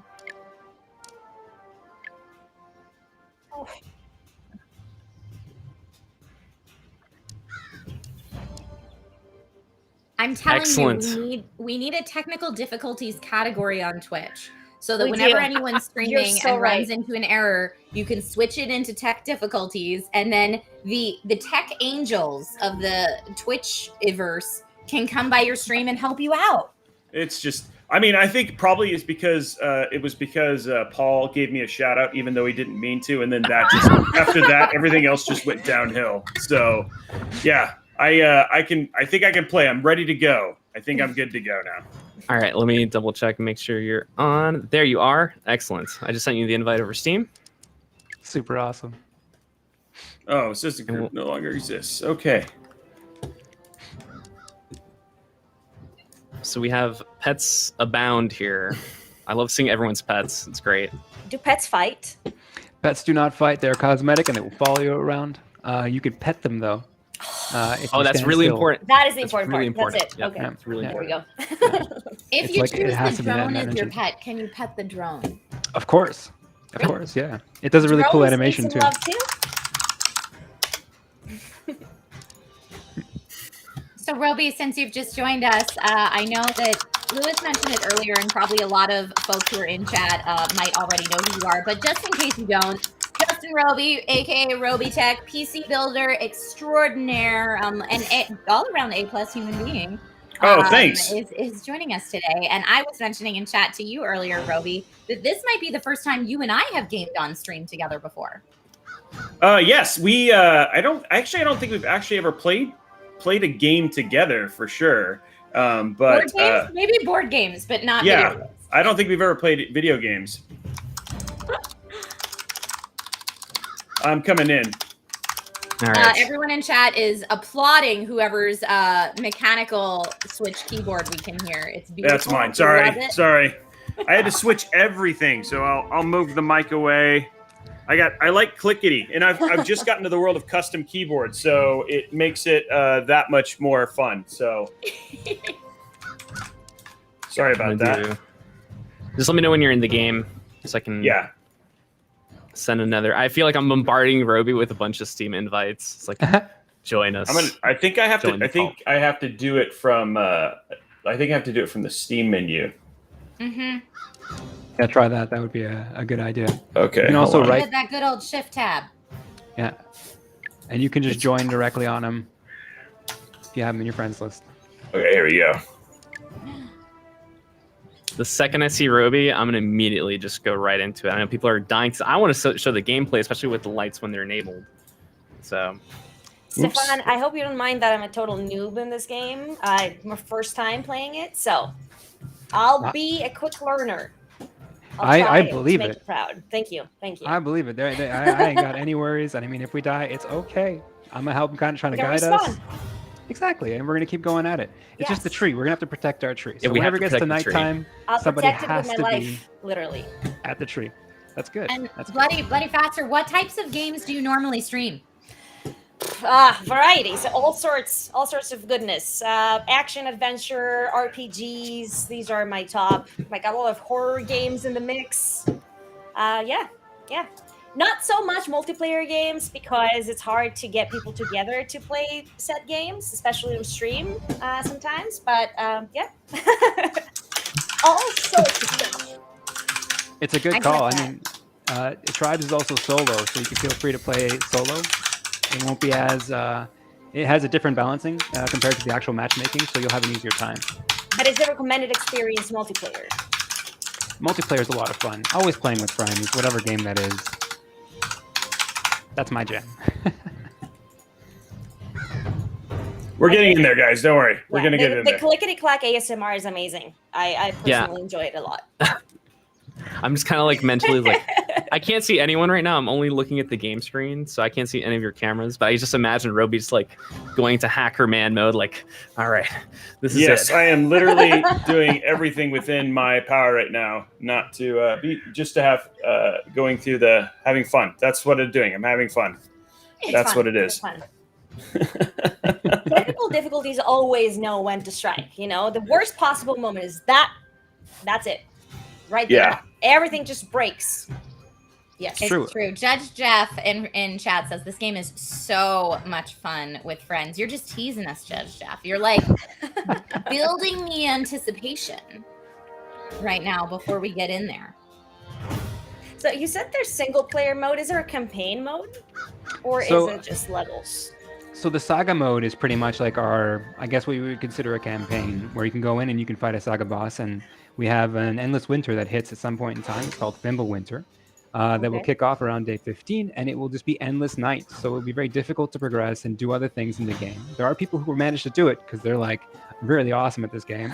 But for the majority of people, that will be like the cutoff point, and then you're going to start the game again. You're going to try to take the Bifrost, super important to leave your game, and then you start again. So that will be the saga repetition. We also have a survival mode, and the survival mode is more relaxed.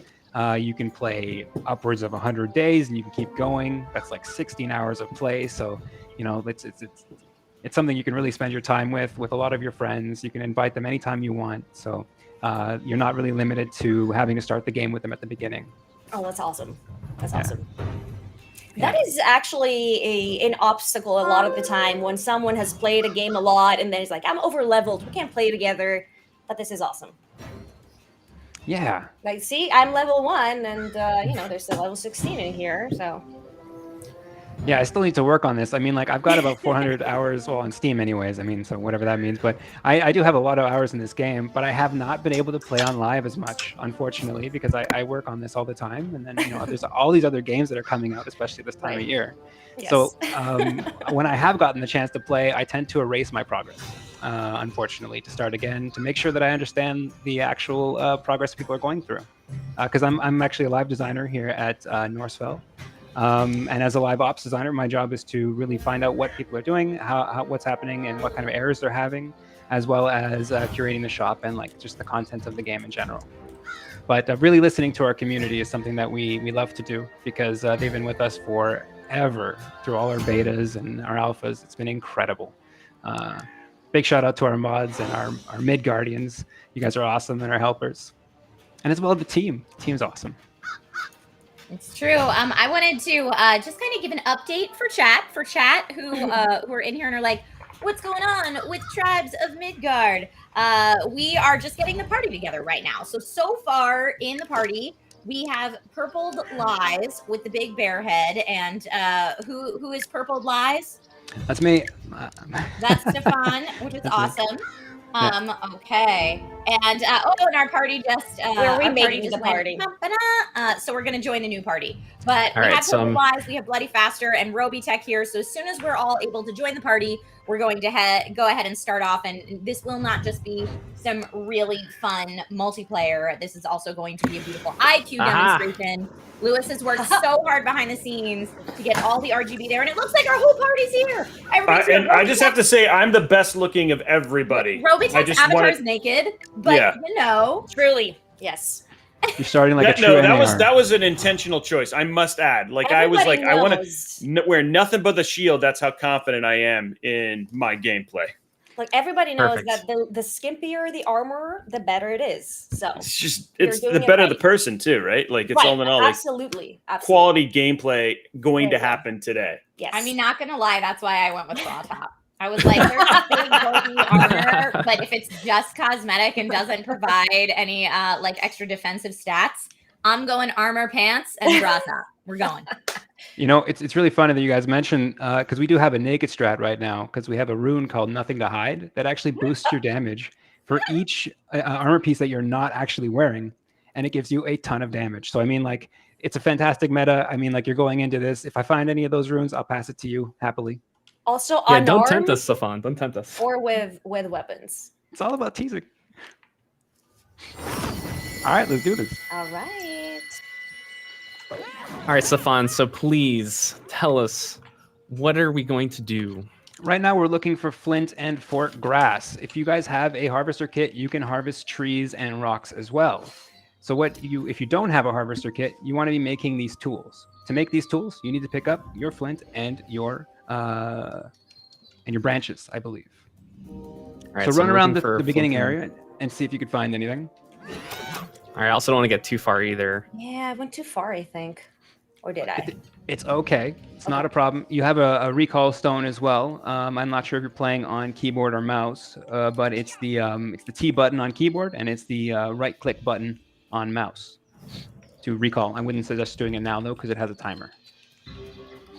And it's also early in the game. Back to home base. Super early. Yeah. And if you use your special ability, which is Y or right click, I believe, you can actually knock down trees. Tools. Yeah, so it's a little hack, a little trick early game. Oh, that's a good trick. That is a good Thank you for the trick. Yeah, that helped a lot. I just got to a tree and just got some resources. The hell out of this tree. The kicking is one of the you're best just parts. fighting people up here?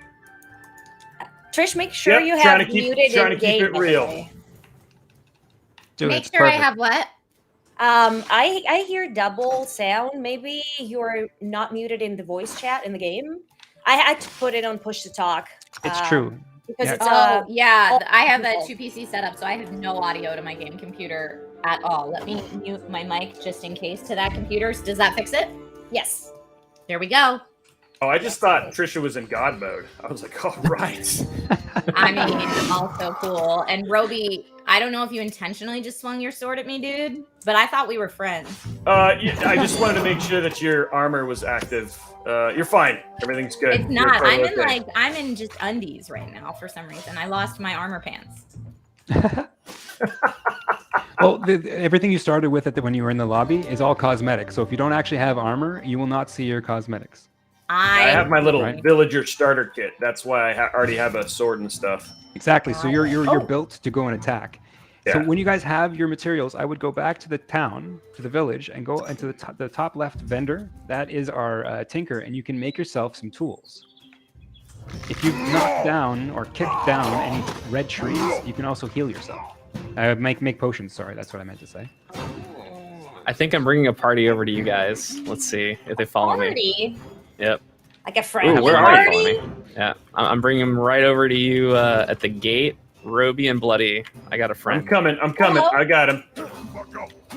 I am gonna punch. Yes. Yeah. Punch There it. you Okay. go. Yes. You guys can take that loot. I Punching took ticket it. I was voodoo. lame. I I took just. Oh, good. Okay, maybe you took it because I was just like, oh man, I'm taking it from the naked person. That's not very nice. You guys are All right. wonderful. All right, so making the lumber axe and the pickaxe Yes. based on the resources I've gathered. That's I don't have perfect, yeah. enough resources. I just Yeah. made the pickaxe. I've been I running don't know. around. So how often should we feed the tree souls? Or in the center.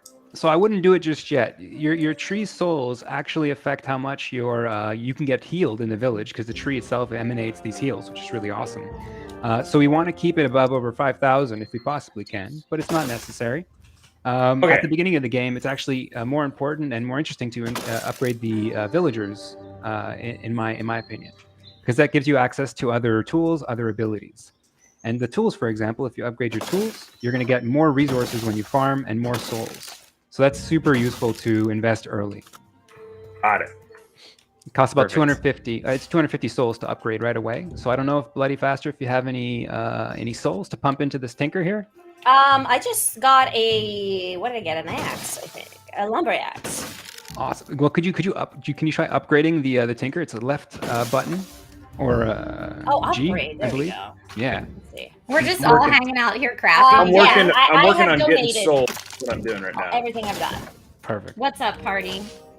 I am a harvesting machine for those of you watching the stream right now. It's just chopping down trees, Now, Being the when bad we're guy doing from that, Gully. Lewis, are we seeing anything happen with iCUE or not quite yet?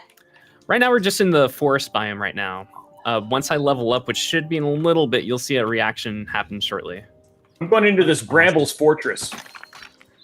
Do it. There's a chest in there. When the loot drops, everyone can go grab that loot. There's shared loot, and then there's instance loot. But the chest loot is shared, so feel free to let us know, and we'll come by and we'll pick up some stuff. Do it. The other There's thing more to keep in dudes up mind here. is you can grab a quest in the town, in the village. I hear a lot of commotion.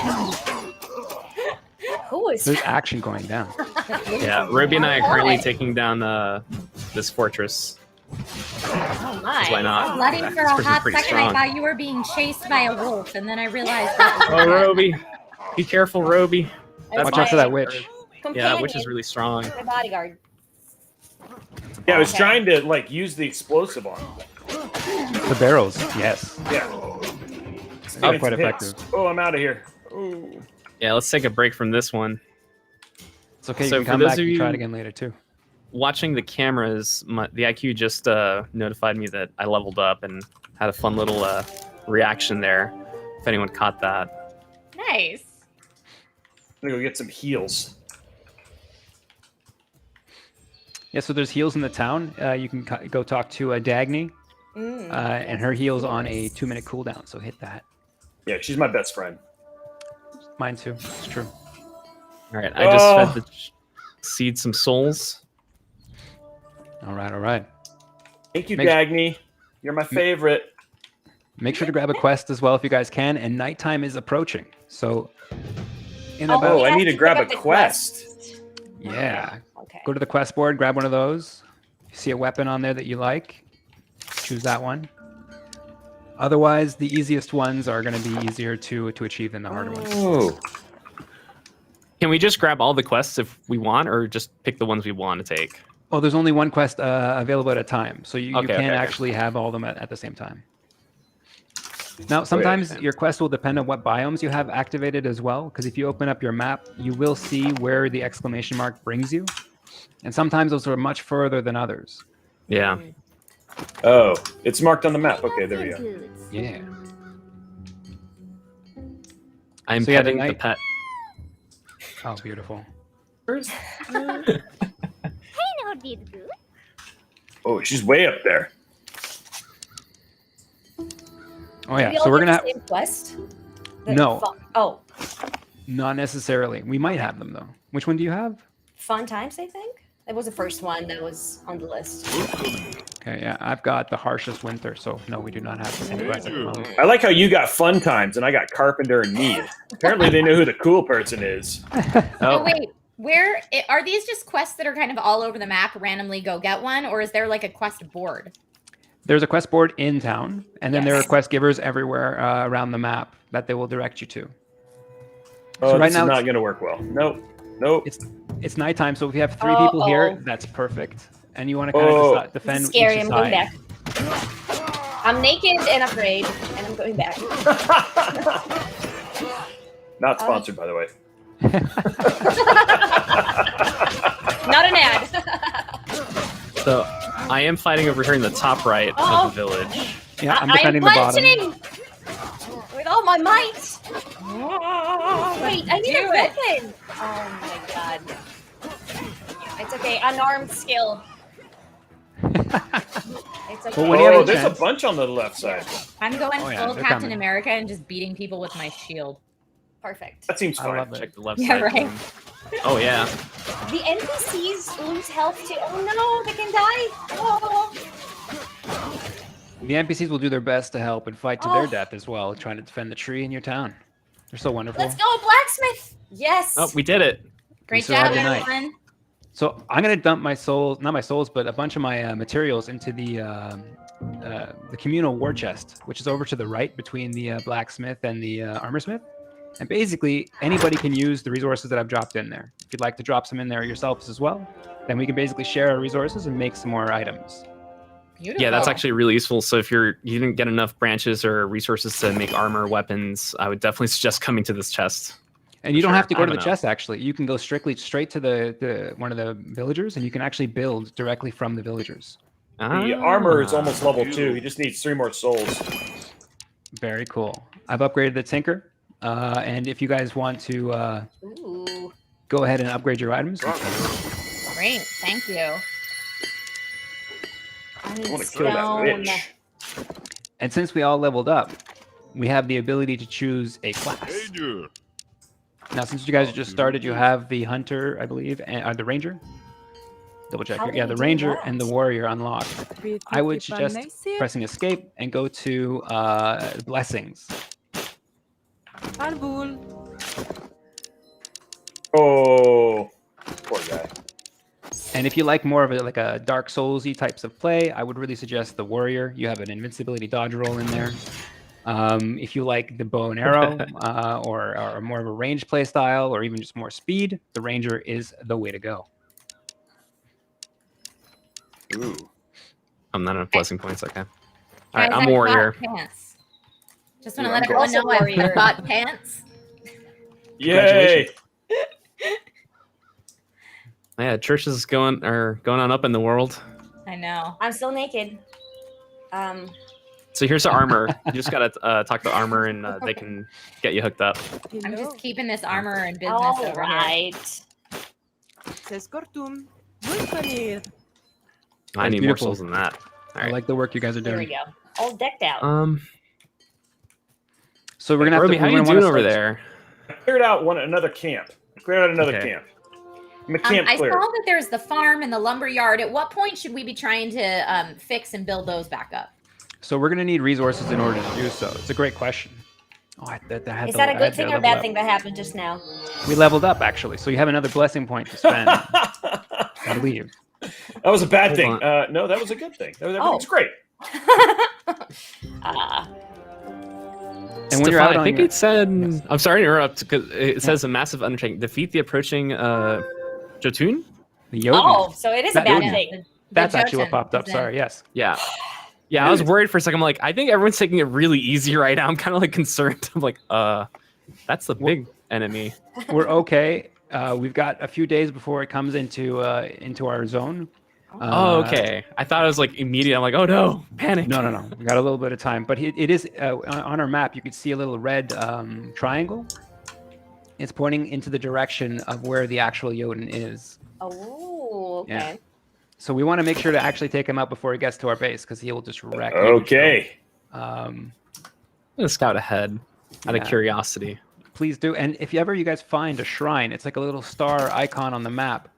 Please hit it because then it will allow us to teleport back to that zone and back to the base freely. Ooh. Okay, I'm gonna go do my quest now. Do it. Oh. You guys don't miss me, okay? I'll be back. Everything's gonna be fine. Yeah, everyone's getting pretty far apart, which is interesting. I like how we're all kind of all embarking on our own like missions. Do it. It's one of the best ways to do it if We you guys gotta spread be out bold. across the map. High Yeah, because we have risk, to high figure out what's reward. around us. Exactly, and where we want to go, right? Like what's important. I'm being bold over here. I think I may have just started war with a neighboring camp accidentally. Oh, It's just like, who cares about diplomacy? Oh, I think they once I started attacking Yggdrasil, it was over. oh god. Whoa. If anyone's paying attention to the iCUE camera, I just leveled up again. So it's actually honestly a really cool effect to have like the level up happening. Like, oh, something has happened. I like it. I'm glad you're walking us through it, Lewis, because I am simultaneously trying to pay attention to the game and also your beautiful setup. And this carpenter need is way up here. Oh yeah, sometimes they spawn quite far away. I believe the carpenter one might actually require us to build the lumber yard. So we'll need to actually break some barricades and pick up some stone and wood planks, in addition to iron. So you guys should run into that whenever you get to like a ramp or a slope. Most times there's a barricade there. Uh-oh. Which, as a hot tip, it's shared for everybody, so anybody can loot that as well. That's shared loot. Does that hurt? Oh, is it too hot up here? Yes, we got temperature in our game. Oh, this is a oh god. Okay. Oh, goodbye, my friends. Bad. Okay. We have hot and cold potions to actually protect yourself from those, from the heat and the elements. Oh. But be careful, because it can kill you quite quickly. Yeah, I see Roby's close to the desert. I'm looking at him on the map. Yeah. It was I just thought it was like Roby's here, it's glorious, like there's glow. Welcome. Nope. Yeah, I kind of cheated because I'm playing the seer and I have the ability to ignore temperatures. So if ever you guys need to go into those areas, I'll be happy to go in there for you and bring it back your loot. I think I chose the wrong quest with this carpenter dude. He's not my favorite anymore. I thought we were gonna be good friends, but that's not complicated. Simple. I'm just a simple ranger. I love it. Do you have the movement speed at least? Yeah. I got that. Beautiful. I think I can shoot lightning bolts and stuff like that now too. Oh, you got Might of Mjolnir, I think. It's like a rune. Yeah, a purple rune. Yeah, no, it was one of the blessings. It was like, what was it? I was pretty excited about it, but I didn't read it all that well. Okay, Thunder Embrace. So I've got increases your lightning damage. Yeah. So. All right, I know what weapon you would like. We have the lightning weapons. We have basically elemental weapons in the game as well. Fire, ice, and lightning.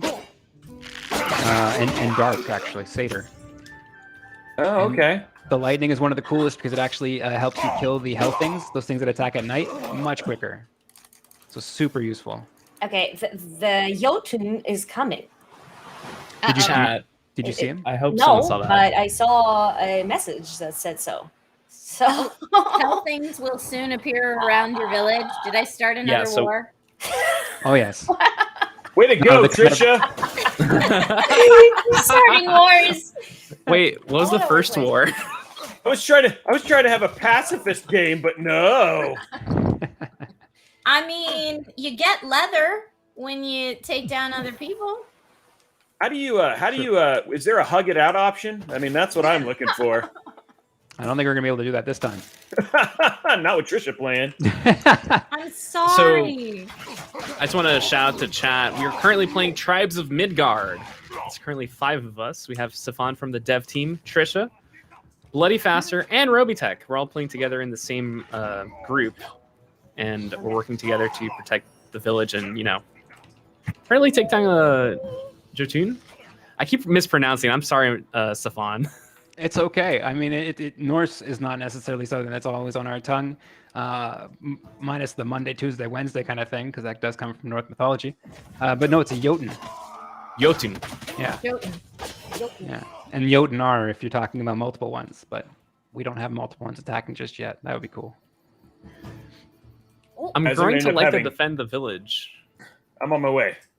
Yeah, we're Poor like we're blacksmith four is here. working overtime Fine, to we're protect this village. Okay, We gotta let's give him a raise.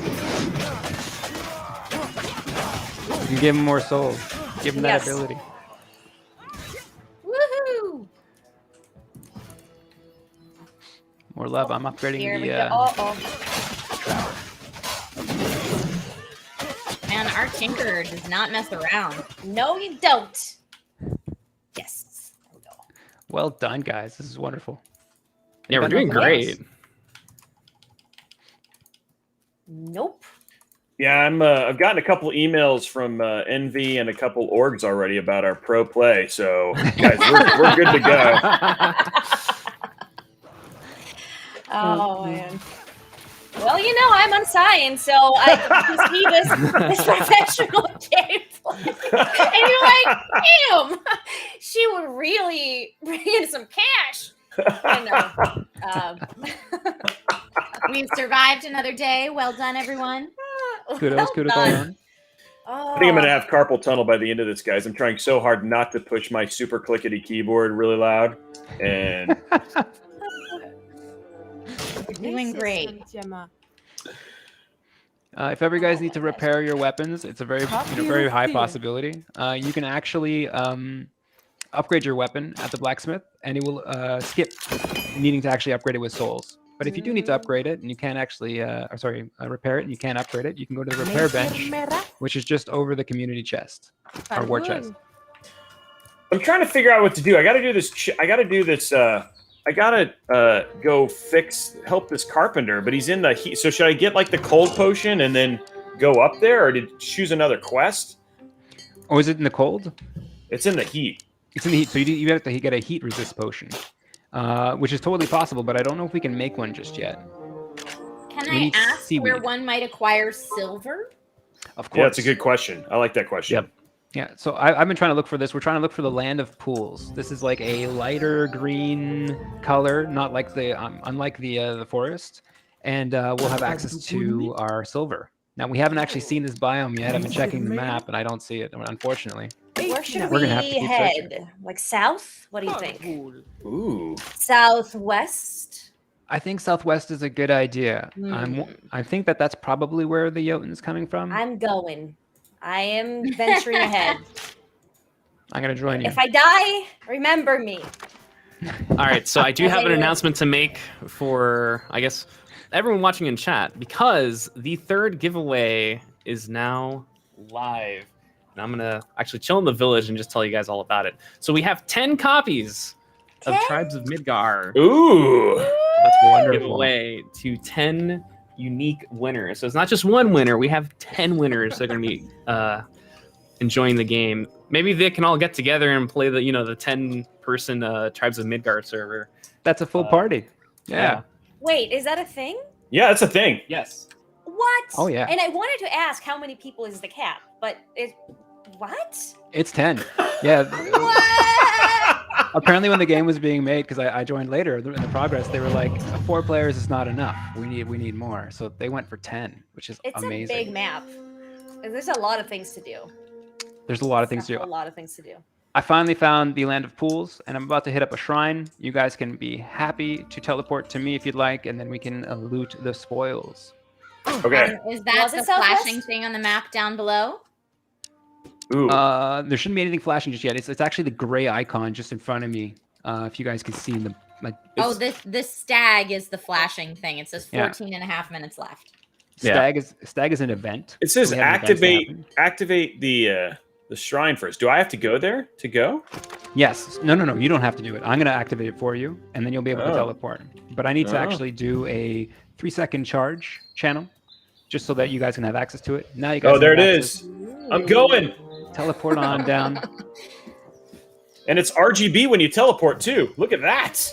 All right, so I'm going to do that teleport as well. So for those of you on the production team, if you want a full screen, show how teleporting looks with iCUE. Uh-oh. Let's go ahead and take a look. I'm ready. All right.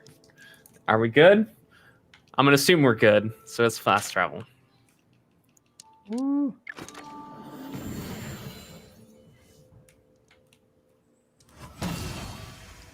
Let's see.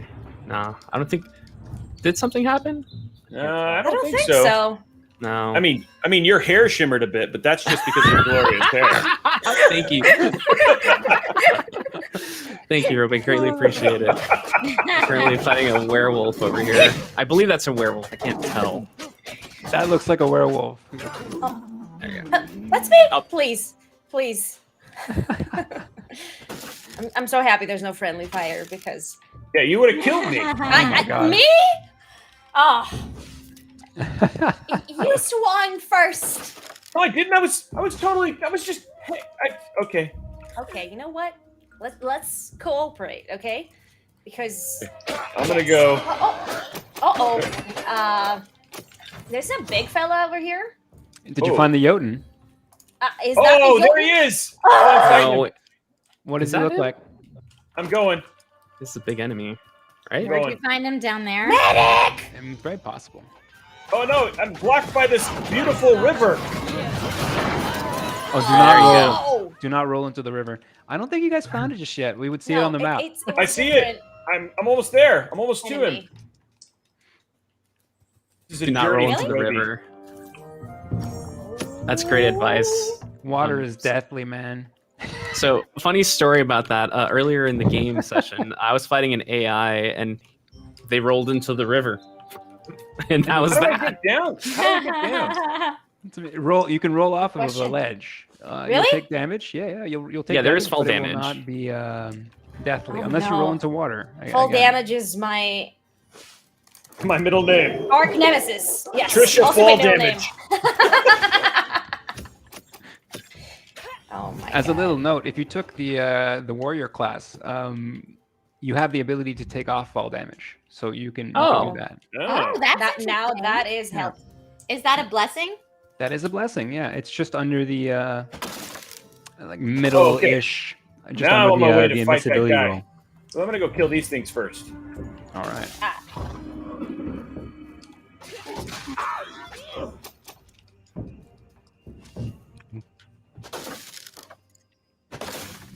All right.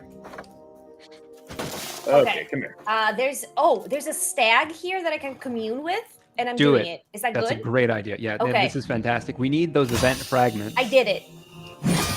All right, There I we know go. the World Tree Stag was honored. Well done, everybody. I know we're all super focused on the game, but someone in chat is asking about Stefan's guitars. Oh yeah, I got a lot of them. My wife has been so kind to actually help me set up my room because I'm not as decorative in that kind of regard. My guitars kind of just sat in their cases. But yeah, I play music and I like to sing, and I'm not in any band at the moment because I've been moving around a lot in COVID. But thank you. I have an Epiphone SG and 4 or 5 other guitars, including a ukulele and a bass sitting around here somewhere. What is your favorite genre? I love many types of music. I really like Queen, to be honest. Really old school. Nice. That's my Queen is big jam. amazing. Can you play some guar on the ukulele? Oh my god. At least you asked on the ukulele. That would probably be easier than other instruments. I could probably figure it out. I think I could figure it out. Yeah. I haven't tried though. Best. Can you play Okay, Freebird? Oh, I cannot play Freebird. Yeah, I don't know how to play Sorry, Wonderwall either. I'm sorry. so sorry. I'm also sorry. The things that hurt me, sometimes I have to, project them to other people. Oh.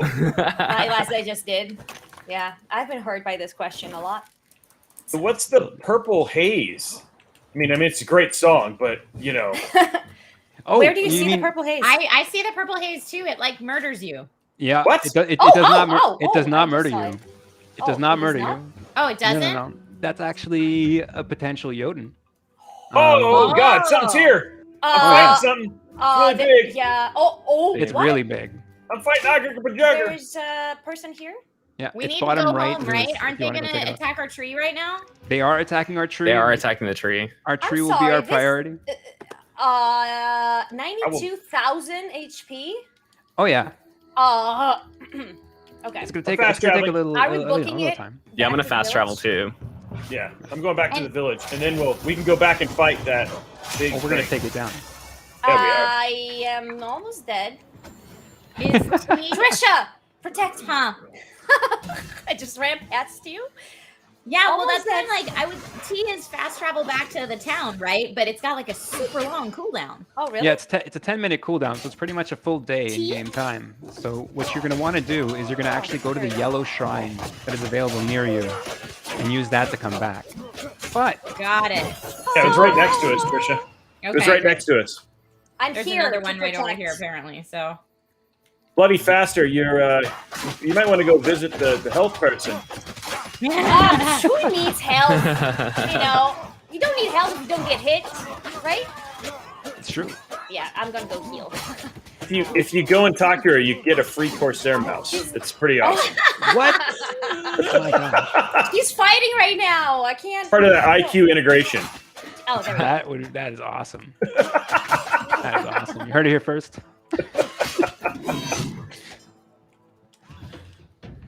Awesome, we survived another day. Excellent. Okay, so guys, letting you know, now you can see that the top radial icon is red.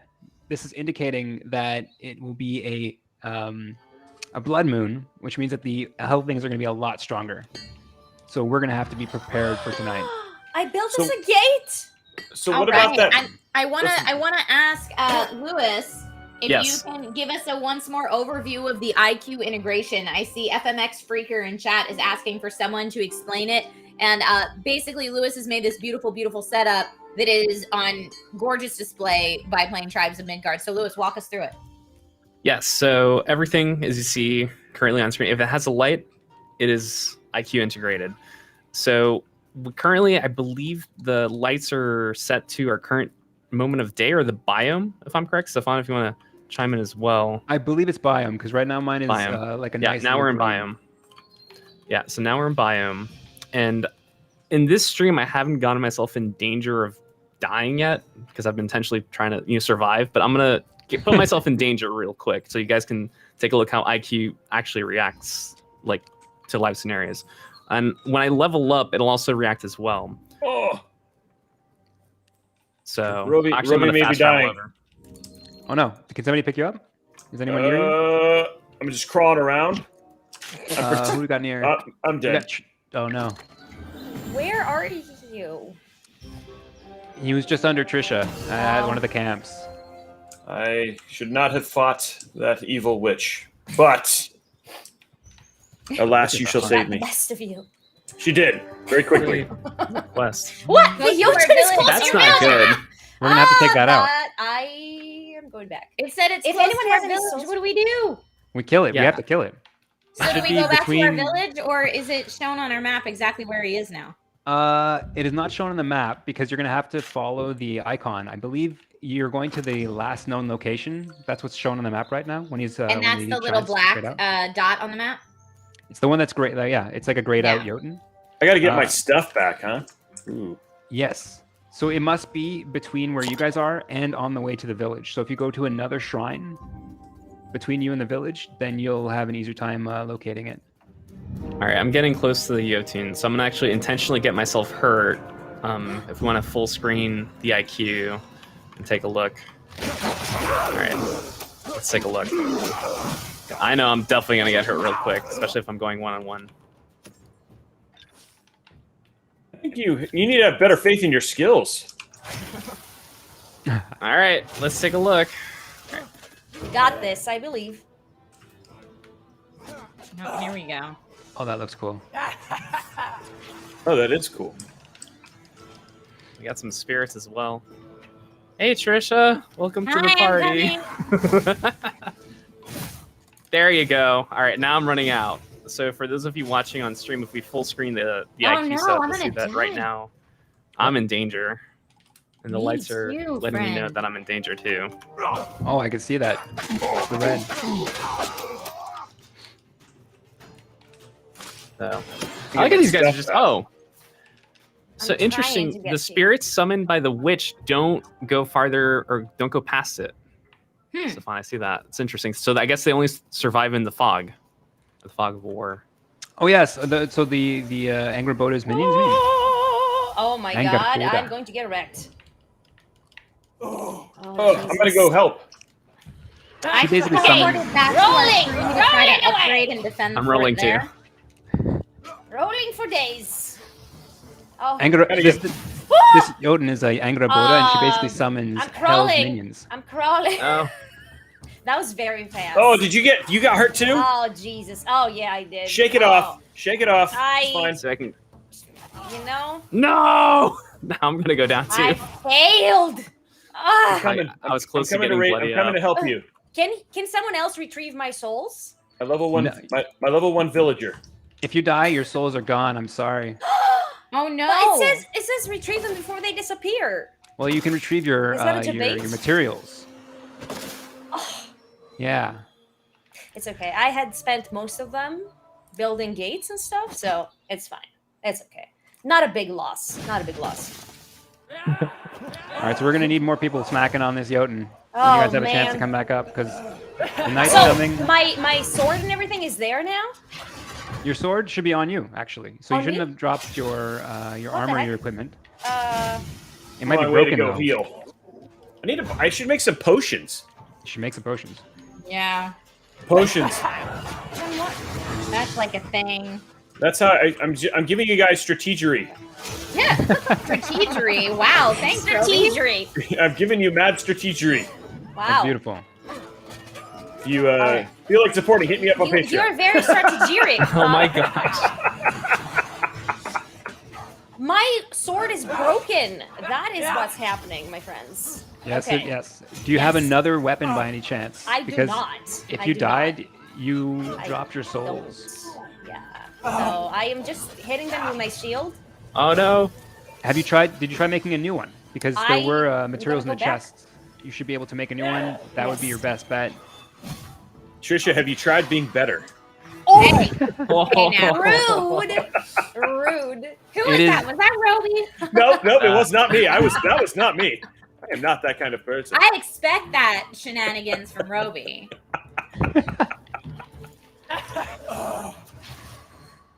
I'm gonna see if okay. So the she's getting close.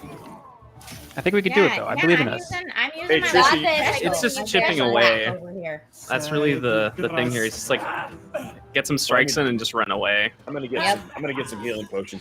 You know, it's funny. I was making fun of you, Trisha, and then I realized I haven't been using my more powerful sword this whole time. So, You should definitely switch to the more powerful sword. yeah, It's a that seemed huge pretty difference. good. Health The things. health potions are pretty awesome. Not gonna lie. Come on, hit him. Yeah. Hit with the big. This is gonna be tight. I'm not sure if we're gonna be able to make this one. I'm coming. Does it heal itself? The boss does. does not heal itself. Oh, it doesn't? The boss should not be healing itself. I like how he clarified that. It should not be. It should not. Oh, maybe with one of her abilities. I don't really get hit much by her anymore. I have to check. She is actually one of the hardest Jotuns to for fight her. against at the moment. So Very it's good a good for thing we got her us. first. All right. Well, I'll lead all these little spirits away, Roby. If you just want to whack on the big Coming one. back. Okay. Does anyone have the ability to defend a bit too? We'll have to have at least one person defending. I'm at the village. I can defend. I'm just getting some resources so I can. Oh jeez. Whatchamacallit, Oh my god. Oh my make some god. stuff. Oh my god. Yeah, there's a many of lot these of them. dudes. Oh no! Jesus Oh Christ. no! I'm down. The spirits got tight. me. Oh god. No. Oh no. Oh, can I maybe get into there? There we go. All right. Ooh, can All you right, I got revive you. people when they're Oh, rolling? yay. Yeah, I took a drink. definitely. So like I play a class that actually helps pick you guys up faster. So I can Oh. pick you up in 1 second instead of the 3 or 4 seconds that it normally takes. So I will try to facilitate your lives. Thank Good you. living. Thank you for facilitating. You're the best. Trying. Okay, I'm gonna go back to the city for a little bit just because it's or the village because we're gonna have bosses coming in too. So this is the harder Ugh. night, of course. Oh, of course. Of course. It's normal that both hit at the same time. This is our biggest hurdle to start with. And what people tend to struggle with. But this game is about learning. And even though you die, pick ourselves back up, start again. I Oh, think no, there's a nice baddie Oh, wow. down the way. Yeah, I Wise see the words bosses of- you're talking about. Yeah, there's one in the Why is the top words left of- at the moment. It's monstrous. Yeah, he's... Do not get hit by the circle. The little minions are so tanky. Oh my god. Yeah, so the game scales based off of who's in here. So it will be easier in a single player experience. The game knows that Dev is in here. But it also knows that, yeah, it's probably making it a little harder for us. Okay, man, I am like sure that I probably have such bad game face, so I apologize, everybody. Slowly sink out of frame and just am like nugging it over here. I think you guys are looking fine. I mean, I'm Luckily, on screen, I've been but I mean, smiling nonstop the whole time, making this stream look good. Thank you. Thank you, Roby. Thank you, Roby.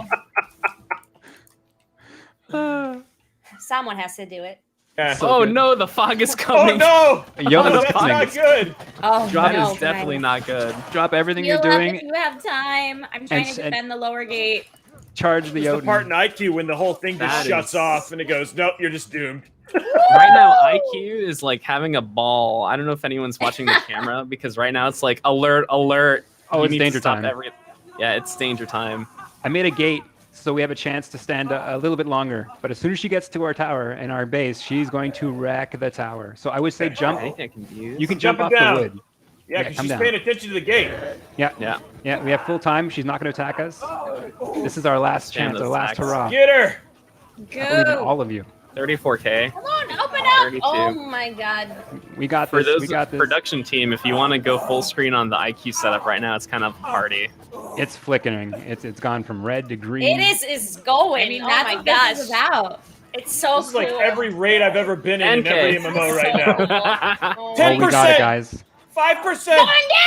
Let's go! 50 DKP! Yeah. I'm so sorry I took the last hit. There was an actual achievement for that. But congratulations, guys. Yeah. So what's cool now is that we have, so make sure to pick up the Jotun fragment. You guys are all amazing. And second thing is we could take the Bifrost right now and leave. And we'll get Yay! extra Wait, golden horns. leave? But because we're doing so well, we can continue. Why not, right? And we're going to see how far we can go. That Yes. sounds like a little bit of cockiness there. But you know what? It's a stream, and, you know, we have a world. Might as well, you know, go all the way to Ragnarok. Am I right? So yeah, let's do it. I would love to get you guys to the Saga boss if possible. Oh, I'm trying to put We'll a see, we'll bunch see. more stuff into this gate. yeah. I need to upgrade my stuff because I'm just like, ugh. This We stuff just is need not one more cut stone up here, I'm and we coming. can. I have some stuff to I mean, deliver. yeah. This I one's still haven't- almost done. I still haven't helped that blacksmith at all. Oh wait, I don't have stone. Oh my gosh. Okay. If you guys need help making anything or whatnot, I've got 2,000 souls on me. I'll be happy to share. I can repair your items as well. Nice. We just need one stone for this gate.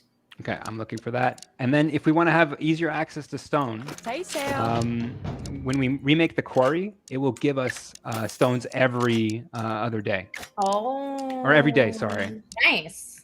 Very nice. And what did you say we need to complete before we can build the lumberyard? Well, I was just going to say that we need to upgrade the villagers a little bit so they can actually fight the hell things. They basically protect us and give us a better chance of surviving. But once they're like at level 3 or 4, then we're fine, and we can focus on giving points to the quarry and whatnot, as it will keep giving us resources. And the quarry is rock and iron, which is amazing, super useful. Stone and iron, sorry. And the farm is for potions and whatnot. And then finally, you've got the lumberyard, which is for wood. Also very useful. Okay. Wood's a little easier to come by, though. I've got a new outfit on and I look fan-freaking-tastic. Oh, I love that. Yeah, I want to take a look at Roby. You're right next to me. Someone's gonna take a quick. Well, I'm just stop. saying, There look you at go. this. Look at that, huh? I got a helmet. And my belt got has a helmet. my belt has RGB. Look at that. So I'm just gonna at pass. least I'm like level 3 armor now. Is it Like- IQ controlled? Yep, totally. Actually, There you go. I've added the sword just to my stream deck, so I'm just using the stream deck to fight now. It's all great. Ridiculous. I can see it. I love it. Has anyone actually linked up iCUE and cosmetics yet? Where it can actually flash at the same time?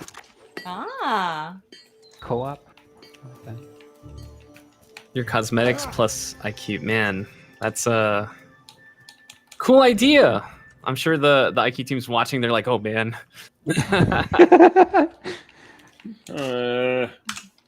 Drop in the random. Right, like fast travel. Here we go. Back equipped. All right, so I'm over in the land of pools. I found another one.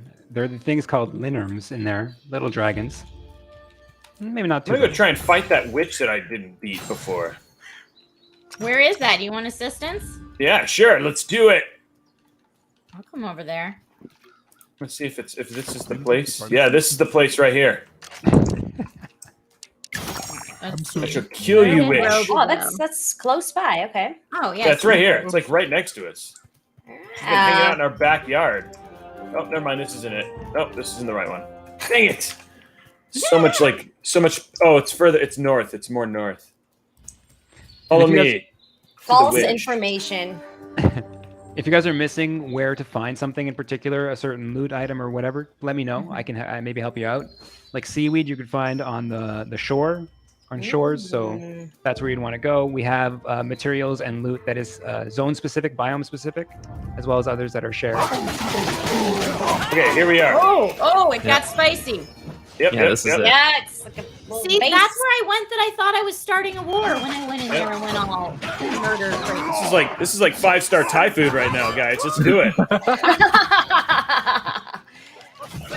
Oh yeah, now the switch is like, okay, I'm feeling a little confident here. I think we can do it. Dodge. Oh god. I believe in you. All right, the witch is almost done.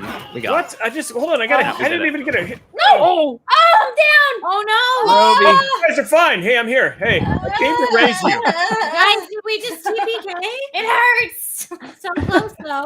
The blood is so much. Oh, it's every. Okay, thank you.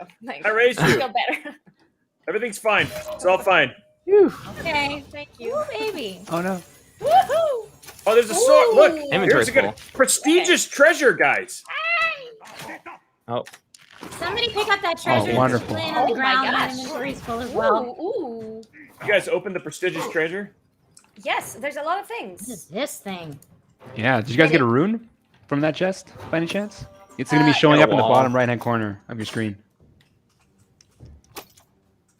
Bottom right. Or as they say in Norse, prestigious treasure. Is that the one that's like has an arrow on it? Prestigious. Ooh, okay, so you have, I think, like the Arm of Uller, which I believe increases the rain damage by 10% or Oh, but around I'm that. an archer. Great. Yeah, yeah. And I see that Lewis has a few of them as well. I believe you have like Lucky Loot.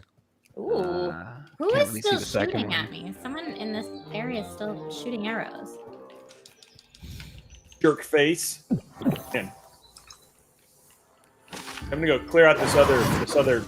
oh, didn't mean to do Is this that. base I just clear wasted now? the thing. So That's tonight misclick. there are no hell things. You guys do not have to defend the night tonight because it gives you a free, like a point of respite after the difficult night we had last night. Let's just call it difficult. Yeah, It was difficult. Yeah.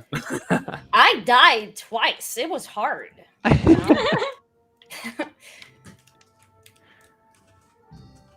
My goal right now is to collect the stuff we need to like reinforce our walls so that next time we do have to deal with the evening, it's a little better. Do it. I don't know if you guys have noticed, but there's some like, let's say shimmering trees or glowing trees at the moment. Yeah. As you're walking through the environment, those things are only harvestable during the night. Basically, they change. So normally like they're a normal yew tree or normally rowan tree, and they switch at night, giving you different resources that are super useful to upgrade your weapons later in the game. So highly I useful. just got I a want to golden just egg. real quick to the folks in chat who are asking about will anything else. Tim27 said, will anything else be announced concerning the new products? We had the first hour of the stream today was showing off the brand new Xenion monitor, and if you want to find out information or enter the giveaways, you can do that on CORSAIR's website. But we've been posting that link in chat if you want to check that out. And now we're showing off the iCUE integration with Tribes of Midgard with some fabulous friends from all over the internet. And Lewis's setup for the iCUE integration is just beautiful. I'm from the I'm dark really web. happy with it. Roby, please. She said it all over the internet. I represent the dark web. Oh my gosh. I love it. Oh, I found little creatures. I saw the stream earlier. Actually, it was really cool. The monitor reveal. Stoked for that stuff. Actually, since we have a day off right now in the game, I actually kind of want to jump in and show everyone the Xenion capabilities with iCUE. We were talking about it earlier. I think George was talking about it, but I'm going to do a quick little jump over here. So please take a look. Ooh, there it is. So currently, the monitor is connected directly to the Neuron via USB-C. And by doing that, I can actually change the settings of the monitor with the PC. So without having to use the manual toggle behind the monitor. So I can change the picture mode. I can increase the brightness. Right now I have it set to 20 because if I increase it, it's really bright. So I can do that just right there in iCUE. Also mess with the contrast, the color temperatures, sharpness. I can also add a refresh overlay, which you can see. You guys can't see it because it's not captured, but if up there you can see a refresh overlay. And also you can set a bunch of. I can turn on iSaver if I wanted to, which will make the screen a little amber. So turning off or reducing the blue light, which is pretty cool. So this is a really cool feature here the monitor supports with iCUE, but I think that's about it. Trisha, is there anything else you remember that George was talking about with the iCUE integration with the Xenion monitor? I mean, the stuff is exactly what you were saying. It's, it's the brightness. It's, my favorite integration with the Stream Deck. It's not necessarily, well, I guess it's through iCUE. So it's iCUE and then tie into the Stream Deck, is that you can change the input. So like every Tuesday on my Twitch channel, I do an indie game showcase, and I will often switch back and forth between PC games, Switch games, like Game Pass for indie games that are on Game Pass, etc. And doing that, because of the way that I have my 2 PC setup, when I'm switching back and forth between console and PC, with the capture card, I do have to switch inputs pretty frequently. So being able to do that with the touch of a button instead of, vamping while I'm crawling under my desk or under my monitor. Oh, yeah, it's really useful. Or changing, using physical buttons, that's really beautiful. It's a beautiful thing. Absolutely same here, Trish. Like I use a 2 PC setup, and every time I have to switch, it's like I'm gaming PC, stream PC. It's like now it's so easy for me. What? Amazing. The other thing I really like about it too is that like I can switch between sRGB mode and normal modes. I can switch actual screens as well. So like when I'm doing content creation for YouTube, but then when I'm streaming, so I can change the different settings there, which is also really cool. And then I also have the same stuff on Nexus. So if you have the Nexus set up, you can also see what you're set at is nice as well. So there's a lot of really just cool integrations that they've added to it that makes it really awesome. I got us another shrine up in the desert, but you can't go too much farther north than it, or else you're gonna get hurt. Is it because unless you have what was it, the heat potion? Yeah, if it's heat. If it's cold, you have to get the cold resist. How do I get mushroom oil and red meat? So red meat. Go to the grocery store. Not sponsored. You can ask the deers nicely, otherwise you'll probably have to kill them. But yeah, deers and boars, I believe. It's better to hunt those with a bow and arrow, right? You might catch up to them a little easier, yeah. They can tend to run away. Jerks. It's super gross and also very awesome that to craft some of these swords you need healthing fingernails. Oh yeah, and we can actually buy those from sorcerers, can we? Which are vendors. Yeah. I was looking for them. Guys, I need to get the guy up one more level so I can get the thunder sword. Feed him blacksmith. souls. The boulder sword? Yeah, so I've get him like 2,400, and so but I need a shard of Jarnax's Bruche, some werewolf fangs, and some wrought iron. Okay, so Yarn Saxa is another Jotun. So we're gonna have to kill her. She has to appear first before we can actually make that sword. Oh. But everything else we can get in the meantime. Where do I get wrought iron? Wrought iron is something you can get from barricades. Actually, if you guys want to, you guys can join me on the, I think it's the southeast side of the map, and there's a hideout, and we can actually go into a little dungeon. Ooh. Yeah. Yes. It's actually a Dungeon. passage cave, and then we'll get to a dungeon after. But in the meantime, we'll be going through like a little sneak peek. A little preview. Yeah, because I was just going to put some iron out in the sun and let it rot, but that's not what you do. Might be something to add in a future update. Come on, I do dad jokes. That was good stuff. Yes, that was very good. Yes. That was indeed. solid. If you guys see the prisoner as well, because there's a prisoner who's been captured at the moment. That around we where care I am. about? We care, yeah. Okay. He doesn't care much about us, Look, but I we have care to about him. ask. It's a valid question. It's a good Do we care about Is you? it like Nope. Our You just stay there and friend, rot. you know, You're is fine. it someone that we know, like a relative maybe, or To those of you in Twitch chat asking about giveaway number 3 being twice in the widget, we are looking into it, and I'll hopefully have an answer for you sometime in the near future. But we are aware. Thank you. See, now every prisoner that I see in the game, I just say, "What's your iCUE integration?" If it's not good enough, we just drop it. Such an iCUE elitist, Toby. All right, guys. So if you guys want to hit up this this passage cave, we can run in. Oh, damn. Let's do it. It's just Okay, right where do- pretty far? Where do I Oh, get my right purple bear hat?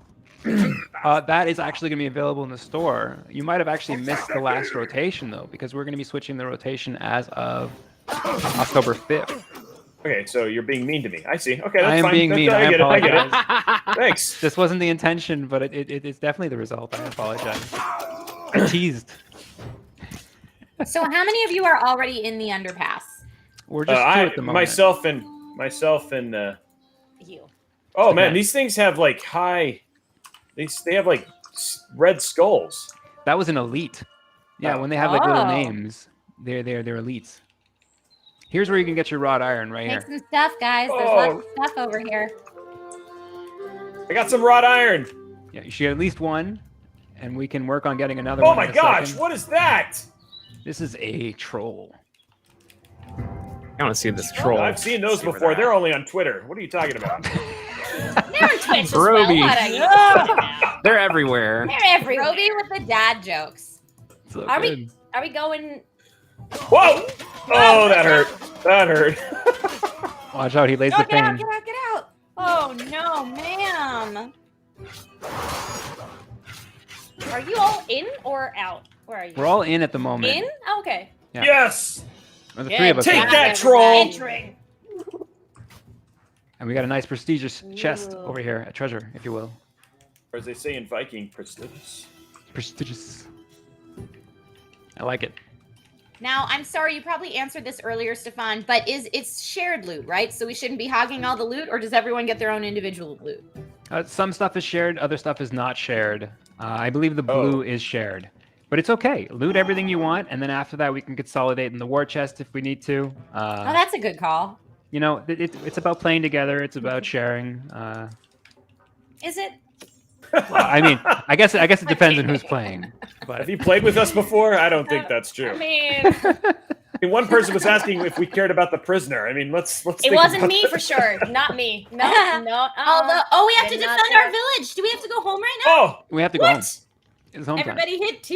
Oh, but we just Yeah, this is started. a- That's rude. It's okay. We're gonna go to another cave just after this. I hit T, but it doesn't. Oh, Yeah, Oh, there we're you go. really far from home.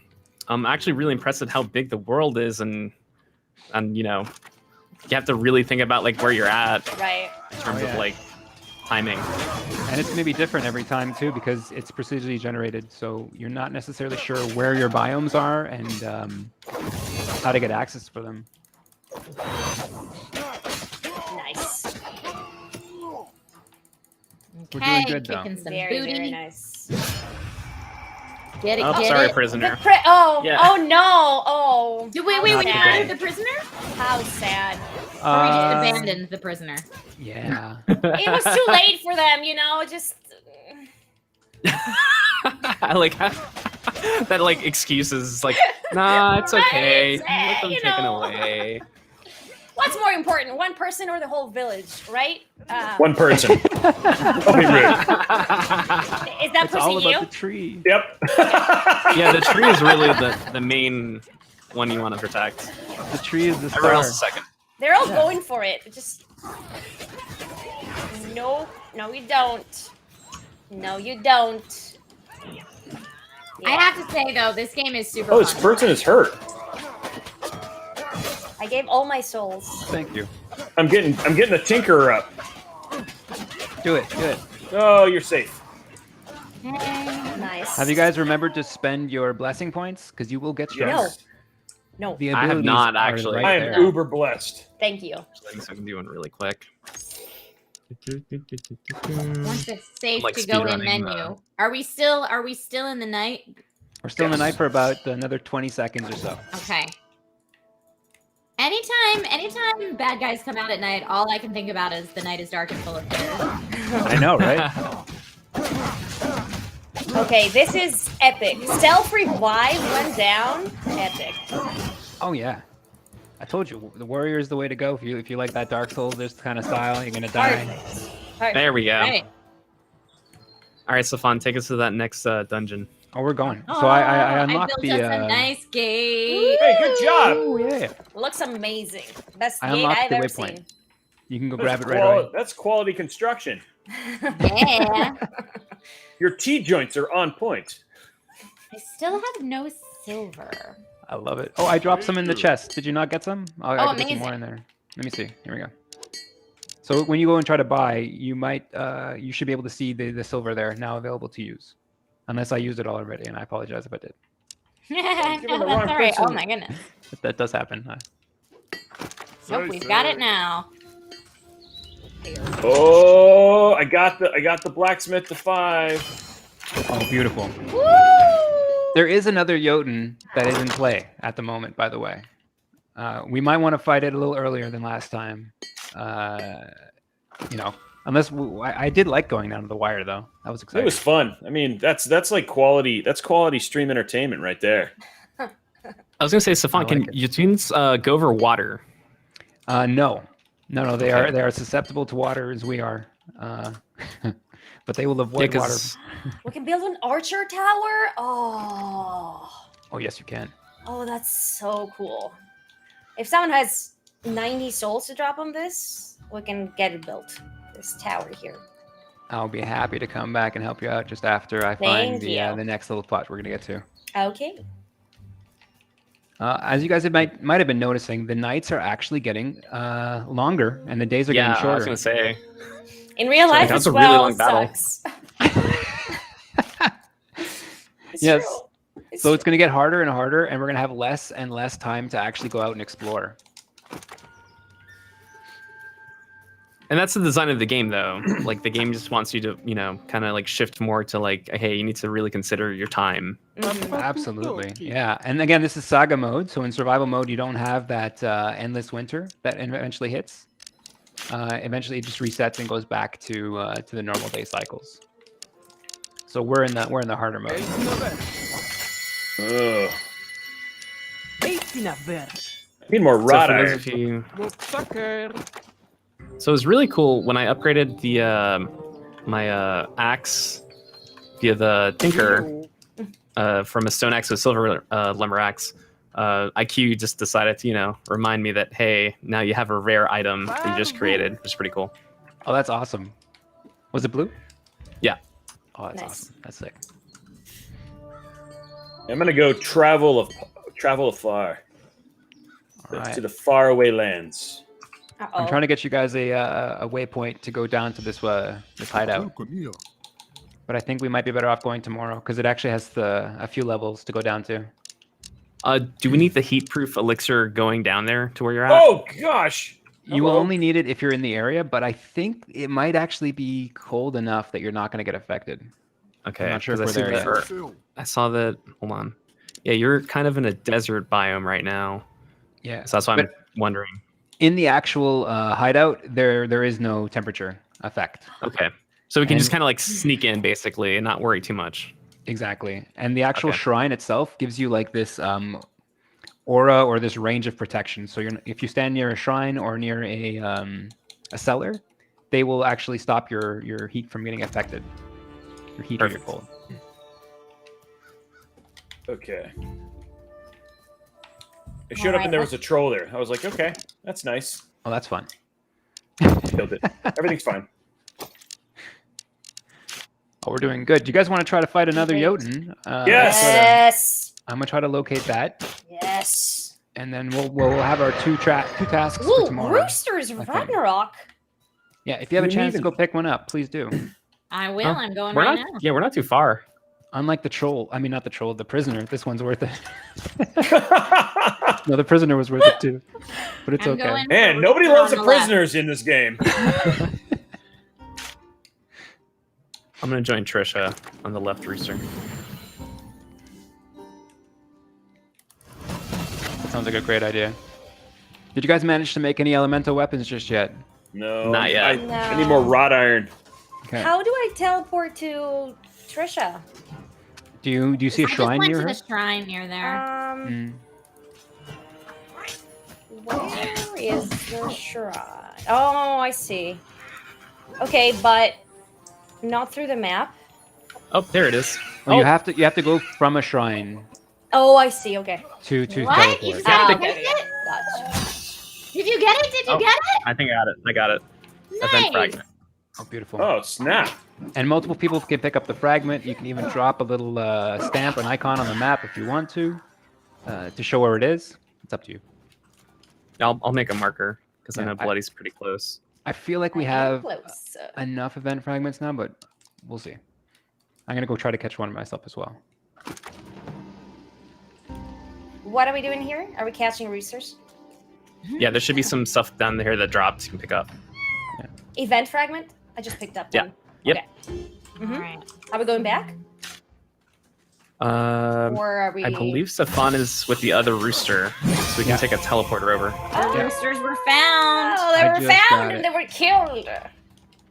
Well, they weren't killed, were they? Well, They we just I don't know. grabbed them. Oh, okay. We Well, caught them, yeah. they were imprisoned. It was amicable. Was it? I don't know about that, but No, they. All right, they now came let's up say and it was. hugged me. Let's say it was. Too hot down here, maybe? Someone is going to be looking for those roosters or families, you know? Well, I would Okay. assume so. I mean, like, I think they felt like they ran away. They went too far in the first place. Oh, this person is selling all that stuff that we need. That's what I'm Selling talking about. stones and Oh, I gotta go over bones there. and stuff. And nails, fans. Oh, you got the different stuff. hell thing in nails? Seller? Something required. Like Oh, the leather- fingernails. Yeah, there's some weapons and stuff that you Yeah. need the fingernails to make. Yeah. I think you were looking at the dark weapons, right? It's going to be dark soon, so we should go home, yes? That's a good idea. Yeah, we don't need to be everybody back. So, like, if somebody does want to stay out and gather some like night materials or whatnot, feel free. We need at least 3 people to guard like one of the sides each. I am here. I'm back at the village. Here. Okay. Did anybody So want souls for anything? I have got a bunch. I think the gate to the south just needs like one more stone and one more wood, I want to say. I'm gonna go see if I Okay. have it. Or no, I'm sorry, one more cut stone and one more wrought iron. So if anybody has any of those to come down here, we can build this gate. Oh yeah, I definitely have. I have one of those. Okay, I have need. one of those. There we go. Boom. Beautiful. I dropped a level Wait, 3 no, I need item. one cut stone actually. Okay. I dropped 2 weapons in the communal chest if anybody needs a level 3 rare weapon. Nothing too crazy, Nice. but it's pretty cool. In the gate, you said? Where was it? Oh yeah. South gate. Yeah. South gate, yeah. Very nice. Oh, what is that? What are you looking at? Which one? Some big troll that's like red and big horns. Sounds like a big red troll to me. Ooh. Got big horns. Oh, he's Big just a normal horns. troll. Oh, he's got horns on his back. Oh, close it. Be Ah! careful. They sit with aggressive force. Gotta close the gate. So if the production team wants to take a look at iCUE right now, I'm currently in an Ash biome, and it's also getting really cold. So iCUE's kind of like, hey man, get out of there. So should we open the gate to run out and then just close it again? Yeah, you could do that. You can go out and just beat them up a little bit. Because I'm like, right now our gate's just getting destroyed, and I feel kind of bad about it. Yeah, I would highly go outside. She worked hard. She worked hard on that. You can also roll off the. And I got that's not good. I got wrecked. No, guys, I Leroy Jenkins right out the south gate, and it was stupid.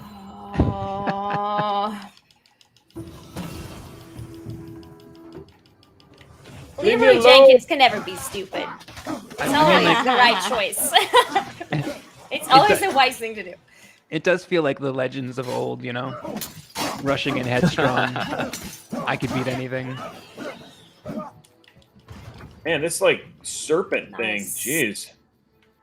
You're fighting a Linurm. Might be a Linurm there. Yeah. Like a tiny little dragon. Yeah. Those things are great, by the way. They give you the best weapon material, in my opinion.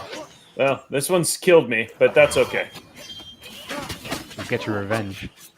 I don't know. Do you think I don't know if I'm strong enough to kill it. Well, I put 2 weapons in the funeral chest. Those could help you if you need them. One's a hammer, the other one's an axe, which basically sends out rotating axes around it. Ooh, okay, that sounds cool.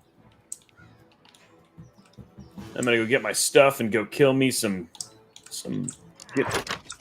make me some new boots out of that skin. I love it. So what happens when the tree gets to 10,000 souls? It will be maxed out. It still loses souls over time, and it can still die, but it will heal you the most that it could possibly heal you at max health. Okay. And it repairs the gates, by the way. So I mean, there's that too. Just saying. I see. Here you go. I'll help. I'll pump it up. Wow. That was a lot of souls. That was a lot. Whoa. Actually, I'm going to chime in here, and there you go. I think our tree's doing pretty okay. We're going to max it out. Pretty healthy. Don't forget to spend your blessing points. This is just your friendly reminder. Thank you. Thank you. Colin, blessing point. My pleasure. My pleasure. Oh, and the Jotun has passed my position, so that means that it's getting close to where we first found Angry Boda. Oh. Yeah, we didn't find the Jotun, did we? Oh, here, the air is moving. That's right. All right, I'm gonna try to. Oh, I see Stefan scouting. I found. Do you have any data? Oh, there it is. Oh yeah. If you guys see it on the map, you can find it. How do you switch weapons? How do you switch between your weapons? What key binding is it? Tab, I believe. Oh, there it is. Okay, cool. There we go. Yeah. Oh, damn. Somebody took the axe, but I got a hammer at least, so that should be fine. Perfect. Okay, I can make another axe for you. Because it's cool. I think you're gonna. Where are we going now? You're gonna come to where I am. Okay. Yeah, we're finding a Jotun. Oh man. We have now found the lightning Jotun. Wow, that is a lot of help. Oh, ow. This is Wanna Yarn fight it. Saxa. That is bad. Just a little note: they get stronger and stronger every time we get a new one. Oh, so, cool. Perfect. Awesome. As we get stronger, the game's like, you probably need a challenge. Whoa. Just saying. I'm gonna head back and make myself another weapon because my weapon is actually completely useless. I think this is what I need for that sword. Yes, exactly. This is Yarn Saxa. This is the mother of monsters. No, that's Angry Boda. Sorry. This is Yarn Saxa. Get out of here. Oh, that's a tower. Okay. No. All right, I've done it. I've made another one of these. This is a lot of help. Okay, when I go back We're to the making thing, I'll some get work on it, though. We are. Slowly but surely. it. We're wrecking. I'm bringing it to you, Robbie. Oh, thank you. It's my pleasure.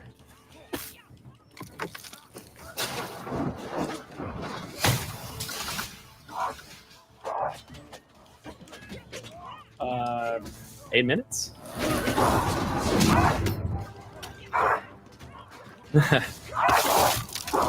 Well, realistically, though. That's about how much time it's going to take us to take this guy down. Yeah, I was going to say. No time at all. Axe is on the ground. That's not I true. dropped it. Oh, there. Okay, I'll find it. Okay. Yes, sir. Ah! I made so Oh, since there's this is that a lightning blue element. axe. Oh, it's so good. There he goes. Use your Oh, did somebody pick it up? Whoever picked it up, Who needs I would the definitely axe? use it.